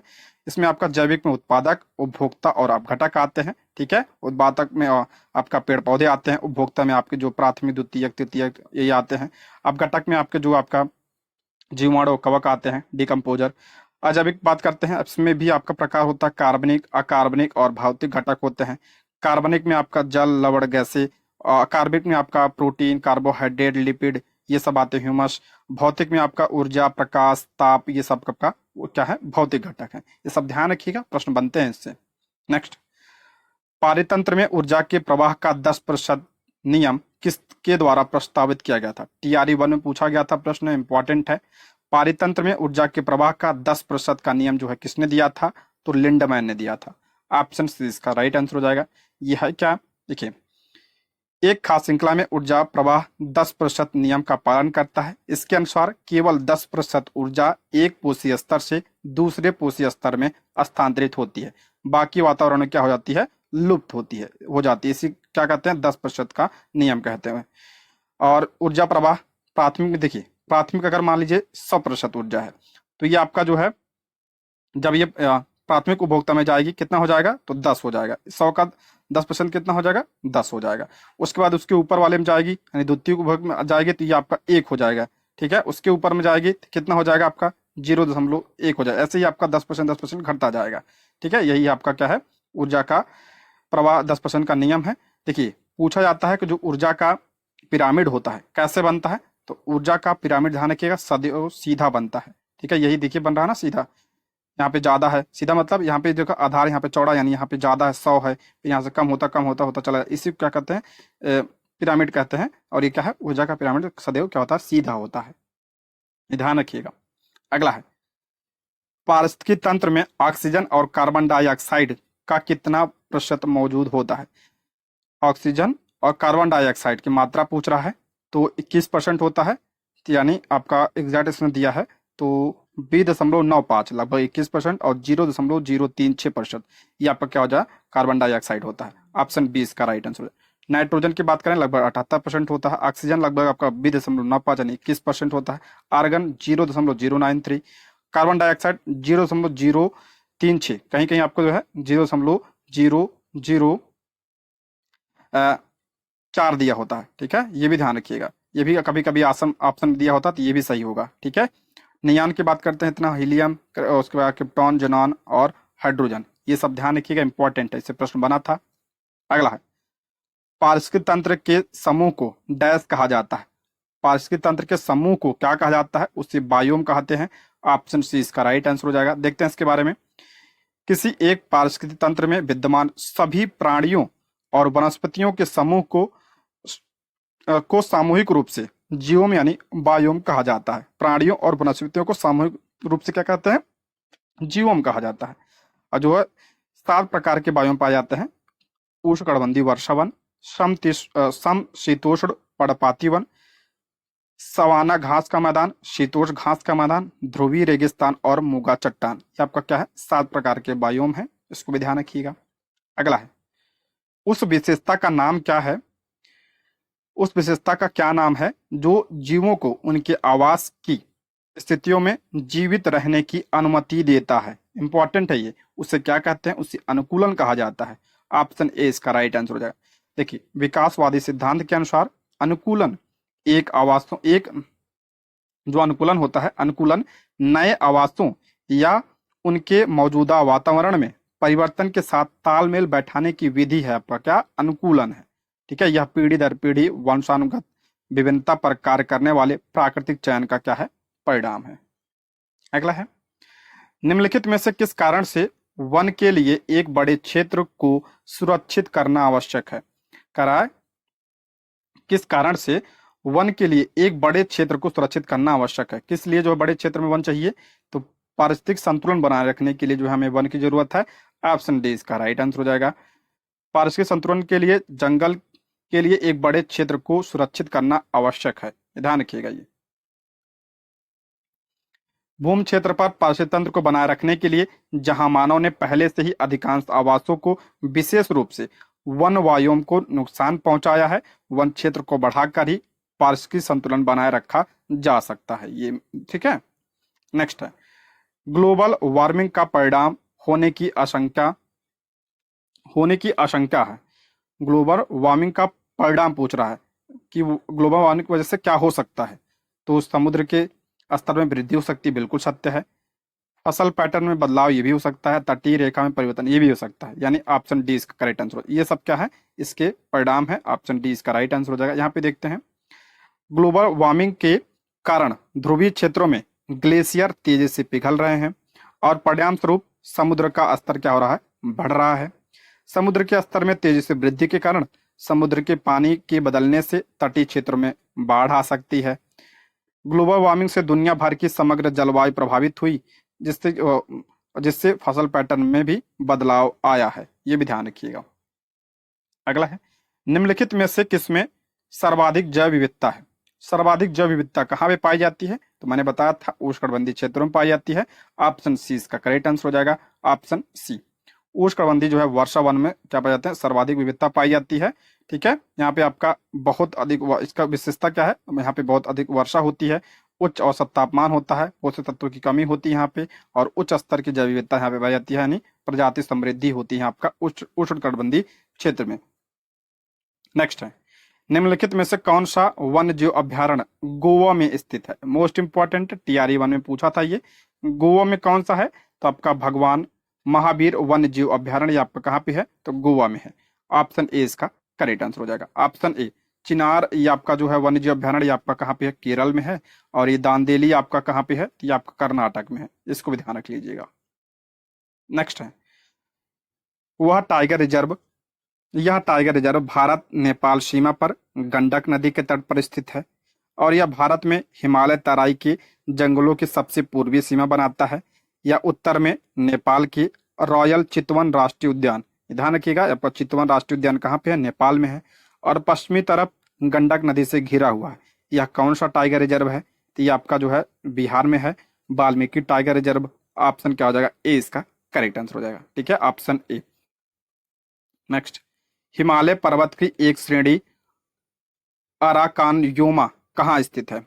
हिमालय पर्वत की श्रेणी है आपका अराकानयोमा, ये कहाँ पे स्थित है, तो ध्यान रखिए म्यांमार में स्थित है, म्यांमार तक फैली है ये। ऑप्शन सी इसका करेक्ट आंसर हो जाएगा। अगला, भारत गंगा के बाढ़ के मैदान पर पाए जाने वाली नई जलोढ़ मृदा को डैश कहा जाता है और यह बनावट में बेहद उपजाऊ और समरूप होती है। नई जलोढ़ मिट्टी को क्या कहते हैं, इससे हम लोग खादर कहते हैं, और जो पुरानी जलोढ़ मिट्टी होती है उसे क्या कहा जाता है, उसे बांगर कहा जाता है। ठीक है, जो खादर होती है ये आपका उपजाऊ होती है, बांगर उपजाऊ नहीं होती है। ऑप्शन सी इसका करेक्ट आंसर हो जाएगा। अगला है, करेवा मिट्टी निम्न में से किस राज्य में या केंद्र शासित प्रदेश में पाई जाती है। करेवा मिट्टी कहाँ पाई जाती है, तो ये आपका जम्मू कश्मीर में पाई जाती है ये।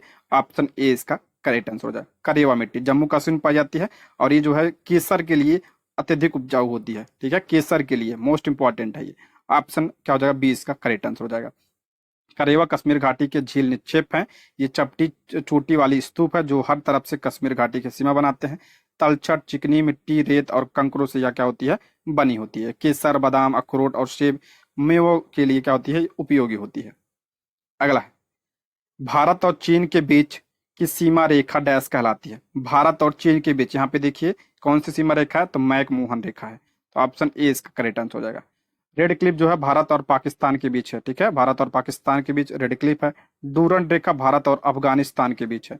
अफगानिस्तान, भारत और अफगानिस्तान के बीच है डूरंड रेखा। नेक्स्ट है, सुंडा ट्रेंच किस द्वीप के समानांतर स्थित है। सुंडा ट्रेंच ये आपका सुमात्रा द्वीप के समानांतर स्थित है। ऑप्शन बी इसका करेक्ट आंसर हो जाएगा। देखिए आपका सुमात्रा इंडोनेशिया का भाग है, यहाँ पे देखिए आपका क्या है, सुंडा ट्रेंच है, इसी का समानांतर है ये, इसको ध्यान रखिएगा, इंडियन ओशियन। ऑप्शन बी इसका राइट आंसर हो जाएगा। अगला है, हिमरेखा क्या है। हिमरेखा इंपॉर्टेंट है, इससे प्रश्न बना है। हिमरेखा क्या है, तो हिमरेखा ऊंचाई अधिक तथा जहां बर्फ प्रत्येक स्थान पर अस्थायी स्थित होती है, यानी जो बर्फ होता है वो अस्थायी होती है और पूरे वर्ष पिघलती नहीं है। ठीक है, वही आपका क्या होता है, हिमरेखा होता है। ऑप्शन सी इसका करेक्ट आंसर। जैसे आपका आल्पास आया था पिछली बार, पूछा था एग्जाम में, आल्पास जो पर्वत होता है आपका, उसकी हिमरेखा क्या है, बहुत न्यून है। ठीक है, न्यून पूछा था, उसमें पूछा था न्यून में से किसकी न्यून हिमरेखा है, तो आल्पस पर्वत उसमें ऑप्शन में था, तो इसको भी ध्यान रखिएगा। ऑप्शन सी इसका करेक्ट आंसर हो जाएगा। न्यून हिम रेखा मतलब है कि वहां पे ऐसा स्थान जहां पे बर्फ जो है पिघलती नहीं है, वर्ष भर एक समान रहती है। कर्क रेखा द्वारा सर्वाधिक क्षेत्र आच्छादित है। कर्क रेखा, कर्क रेखा कैसे कहते हैं, 23.5 डिग्री देशांतर को कहा जाता है। तो ये आपका कर्क रेखा, ठीक है। और ये जो है भारत के कितने राज्यों से गुजरती है, आप लोग कमेंट बॉक्स में बताइए, उसका नाम भी बताइए, मैंने बताया भी है इसको, ठीक है, करवाया था, तो कमेंट जरूर करिएगा आप लोग। कर्क रेखा सर्वाधिक क्षेत्र आच्छादित करती है, तो मालवा के पठार, ठीक है, मालवा के पठार का ऑप्शन 20 का करेक्ट आंसर हो जाएगा। बीचों बीच को गुजरती है, ये ध्यान रखिएगा। नेक्स्ट, निम्नलिखित में से किस नगर में अलकनंदा और भागीरथी मिलकर गंगा नदी का निर्माण करते हैं। अलकनंदा और भागीरथी मोस्ट इंपॉर्टेंट है, ठीक है। पहले जो है भागीरथी, उसमें अलकनंदा आके मिलती है, कहाँ पे मिलती है, तो देवप्रयाग में आके मिलती है, बहुत इंपॉर्टेंट है ये, देवप्रयाग में मिलती है, यहीं से जो है क्या कहलाती है, गंगा नदी, गंगा के नाम से जानी जाती है। तो आपका आ जाएगा option C, Devprayag, option C इसका करेक्ट आंसर हो जाएगा, ठीक है। नेक्स्ट, विश्व की प्राचीनतम वलित पर्वत श्रृंखला निम्नलिखित में से कौन सी है।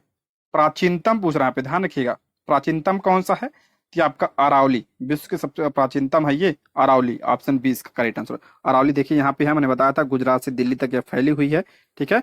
अच्छा, इसकी सबसे ऊंची चोटी आप लोग बताइए, मैंने अभी कल या परसों बताया था, सबसे ऊंची चोटी बताइए अरावली की, ठीक है, कमेंट जरूर करिएगा आप लोग। तो ये आपका सबसे पुरानी है, और ये कैसी है, अपशिष्ट है ये, यानी कटी फटी है।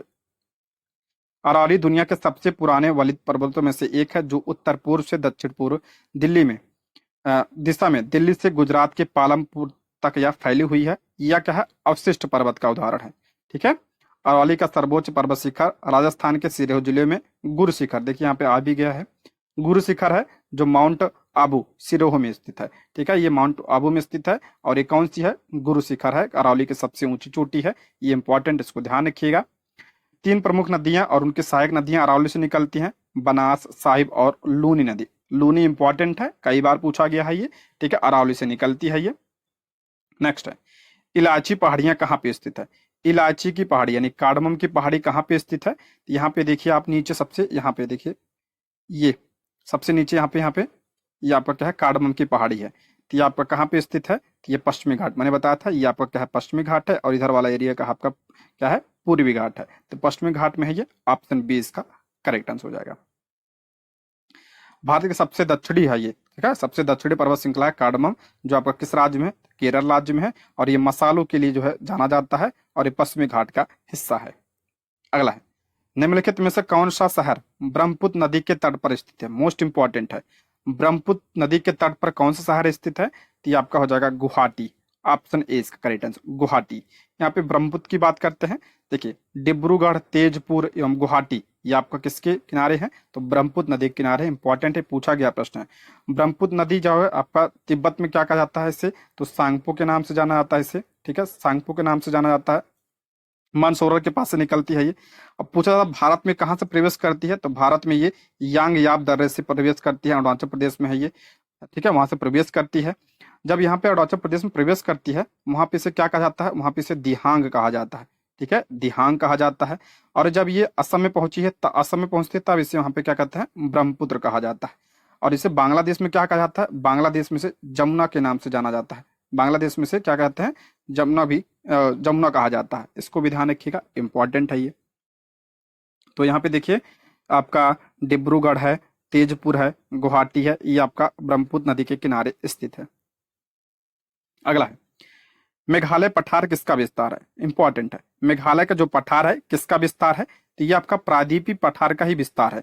मेघालय का पठार जो है आपका, ये प्रायद्वीपीय पठार है नीचे, इसी का विस्तार है यहाँ पर मेघालय का पठार, ये आपका इसी का है।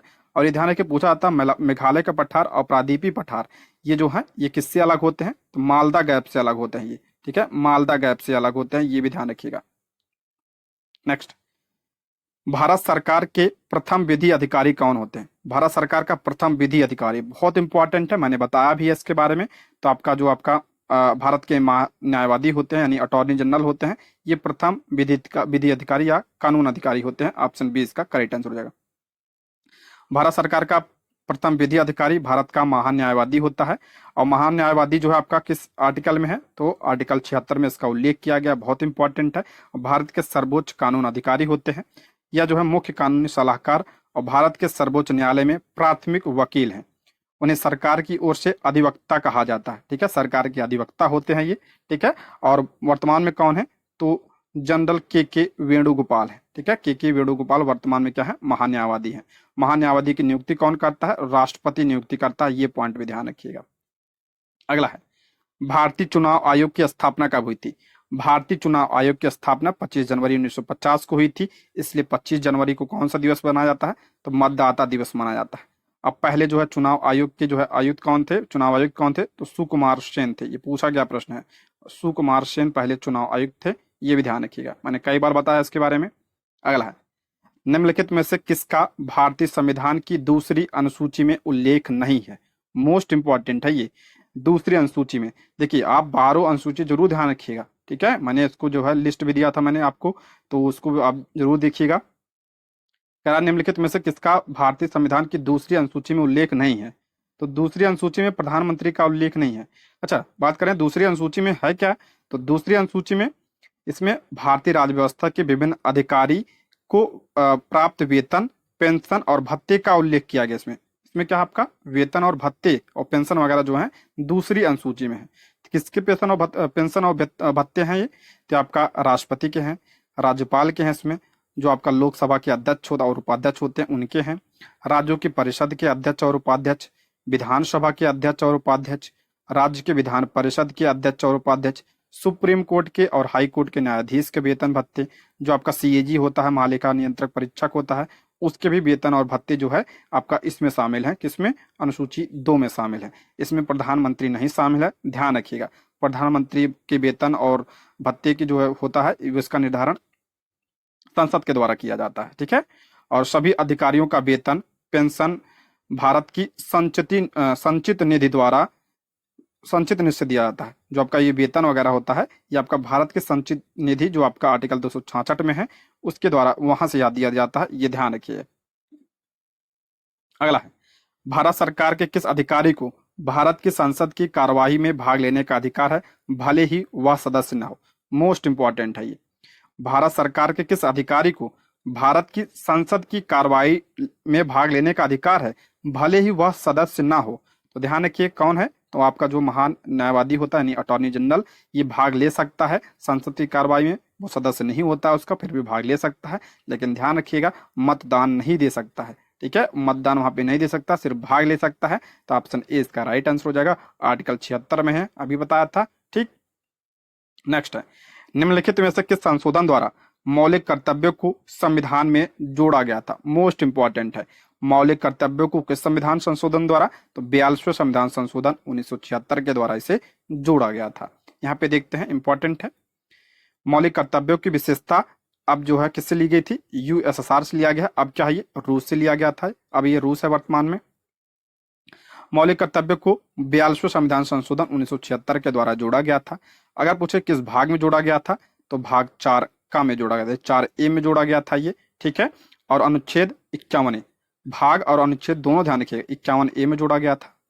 मौलिक कर्तव्य को किस किस समिति की सिफारिश पर जोड़ा गया था, तो सरदार स्वर्ण सिंह समिति की सिफारिश पर जोड़ा गया था। ठीक है, जब जोड़ा गया था तो कितने मूल कर्तव्य थे, तो 10 थे। वर्तमान में कितने हैं, 11 हैं।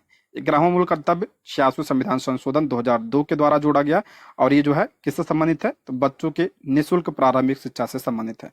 सारे पॉइंट ध्यान रखिएगा, बहुत इंपॉर्टेंट है ये। ठीक है, अगला है, भारतीय संविधान के किस अनुच्छेद के तहत संशोधन प्रक्रिया दी गई है। किस अनुच्छेद के तहत संशोधन की प्रक्रिया है, तो अनुच्छेद 368 है। ध्यान रखिएगा, संशोधन की प्रक्रिया, ऑप्शन ए इसका करेक्ट आंसर हो जाएगा।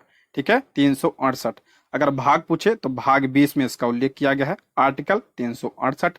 अगर हम बात करें संविधान की जो संशोधन प्रक्रिया है किस देश के संविधान से लिया गया है, तो ये अफ्रीका के संविधान से लिया, दक्षिण अफ्रीका के संविधान से यह लिया गया है, इसको भी ध्यान रखिएगा। अगला, लोकसभा में अनुसूचित जाति के लिए कितनी सीटें आरक्षित है। मोस्ट इंपॉर्टेंट है, यहाँ पे ध्यान रखिए, अनुसूचित जाति पूछा है यानी एससी के लिए पूछा है। तो एससी के लिए आपका कितनी सीटें हैं, तो 84 सीटें हैं, ऑप्शन सी। अनुसूचित जनजाति यानी एसटी के लिए बात करें तो 47 सीटें हैं, और एससी के लिए आपका 84 सीटें हैं। इसको ध्यान रखिएगा, दोनों को जोड़ देंगे तो आपका, अगर कुल पूछे तो कुल 131, एसटी पूछे 47, तो एससी पूछे आपका 84। लेकिन ओबीसी ध्यान रखिएगा, ओबीसी पूछे तो ओबीसी का कोई आरक्षण नहीं है, ठीक है, लोकसभा में। अगला है, राज्य का मंत्रिपरिषद सामूहिक तौर पर किसके प्रति उत्तरदायी होता है? बहुत इंपॉर्टेंट है यहाँ पे ध्यान रखिए, राज्य का मंत्रिपरिषद पूछा है यहाँ पे। राज्य का जो मंत्रिपरिषद होता है किसके प्रति उत्तरदायी होता है? तो विधानसभा के प्रति उत्तरदायी होता है। यह अगर केंद्र का पूछा होता है, केंद्र का मंत्रिपरिषद किसके प्रति उत्तरदायी होता है? तो लोकसभा के प्रति वो उत्तरदायी होता है। लेकिन राज्य पूछा है तो विधानसभा। किस आर्टिकल में दिया है? तो आर्टिकल 164 में। आर्टिकल 164 के अनुसार जो मंत्रिपरिषद होता है सामूहिक रूप से राज्य की विधानसभा के प्रति उत्तरदायी होता है। मंत्रिपरिषद और मुख्यमंत्री ध्यान रखिएगा, क्योंकि मंत्रिपरिषद का प्रमुख होता है मुख्यमंत्री, तो मुख्यमंत्री भी आपका सामूहिक रूप से उत्तरदायी होता है किसके प्रति? तो विधानसभा के प्रति उत्तरदायी होता है, ठीक है। नेक्स्ट बढ़ते हैं, ध्यान रखिएगा विधान परिषद के नहीं होता है, विधान सभा। अगला प्रश्न है, मंत्रिपरिषद सामूहिक रूप से किसके प्रति उत्तरदायी होती है? ध्यान रखिए यहाँ पे केंद्र का पूछा है, क्योंकि ऑप्शन में दिया लोकसभा, लोकसभा और राज्यसभा दोनों भारत के राष्ट्रपति। तो जो आपका ये मंत्रिपरिषद होता है ये आपका लोकसभा के प्रति उत्तरदायी होता है, ठीक है। भारतीय संविधान का अनुच्छेद 75(3) मंत्रिपरिषद को लोकसभा के प्रति सामूहिक रूप से उत्तरदायी बनाता है। किस आर्टिकल में है? तो 75(3) में। अभी मैंने बताया था यहाँ पे जो है आपका राज्य मंत्रिपरिषद पूछे तो विधानसभा होगा, यहाँ पे अगर केंद्र वाला पूछे तो यहाँ पे लोकसभा होगा, ठीक है। नेक्स्ट है, विधानसभा निर्वाचन के लिए उम्मीदवार बनने की न्यूनतम आयु कितनी है? विधानसभा के लिए न्यूनतम आयु कितनी है? तो आपका 25 वर्ष होती है। तो ऑप्शन 20 का राइट आंसर है। देखिए विधानसभा, विधानसभा, लोकसभा, इन दोनों के लिए कितना? तो 25 होना चाहिए।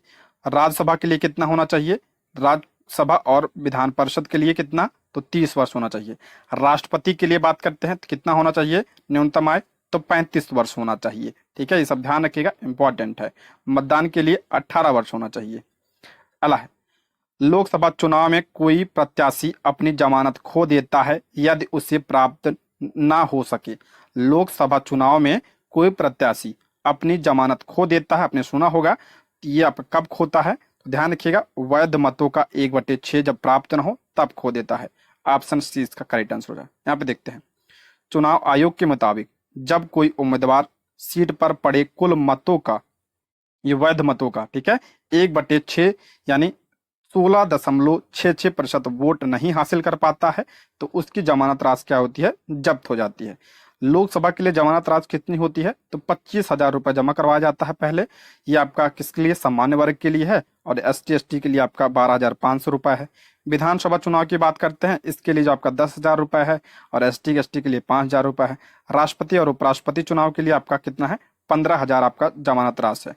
लेकिन ध्यान रखिएगा, जब कब जब्त हो जाती है? तो जब आपका कुल मतों का 1/6 मत प्राप्त नहीं होता है तो जो ये आपका जमानत राशि होती है इसे जब्त कर ली जाती है।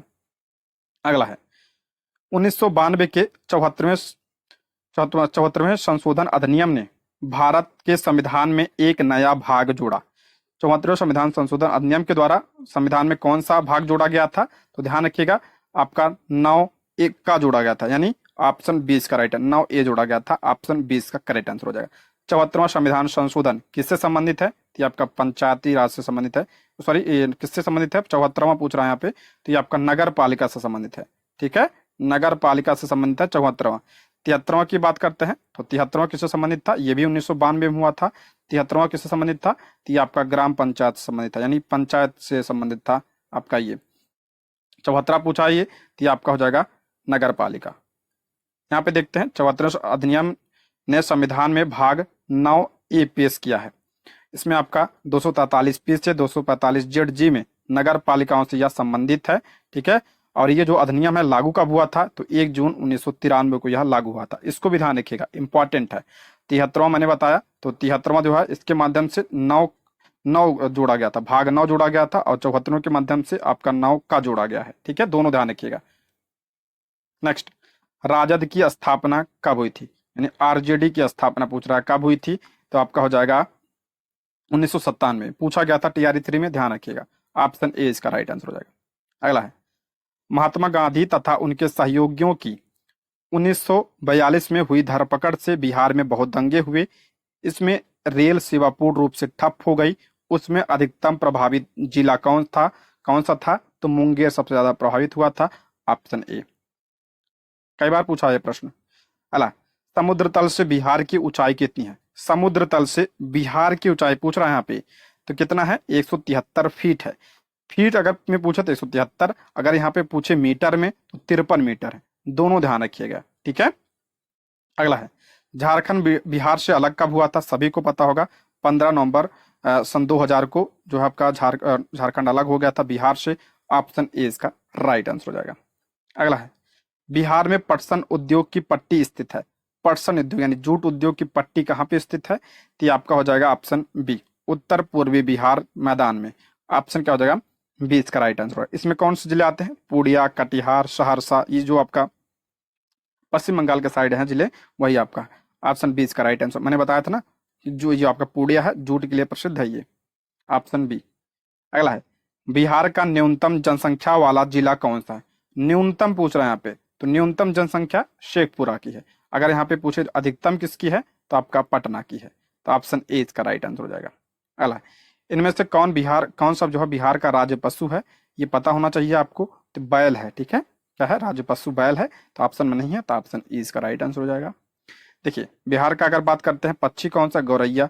पुष्प कौन सा? कचनार। वृक्ष कौन सा है? पीपल। अगला है, भारतीय तटरक्षक बल किस देश के साथ सी डिफेंडर्स 2024 का आयोजन करेगा?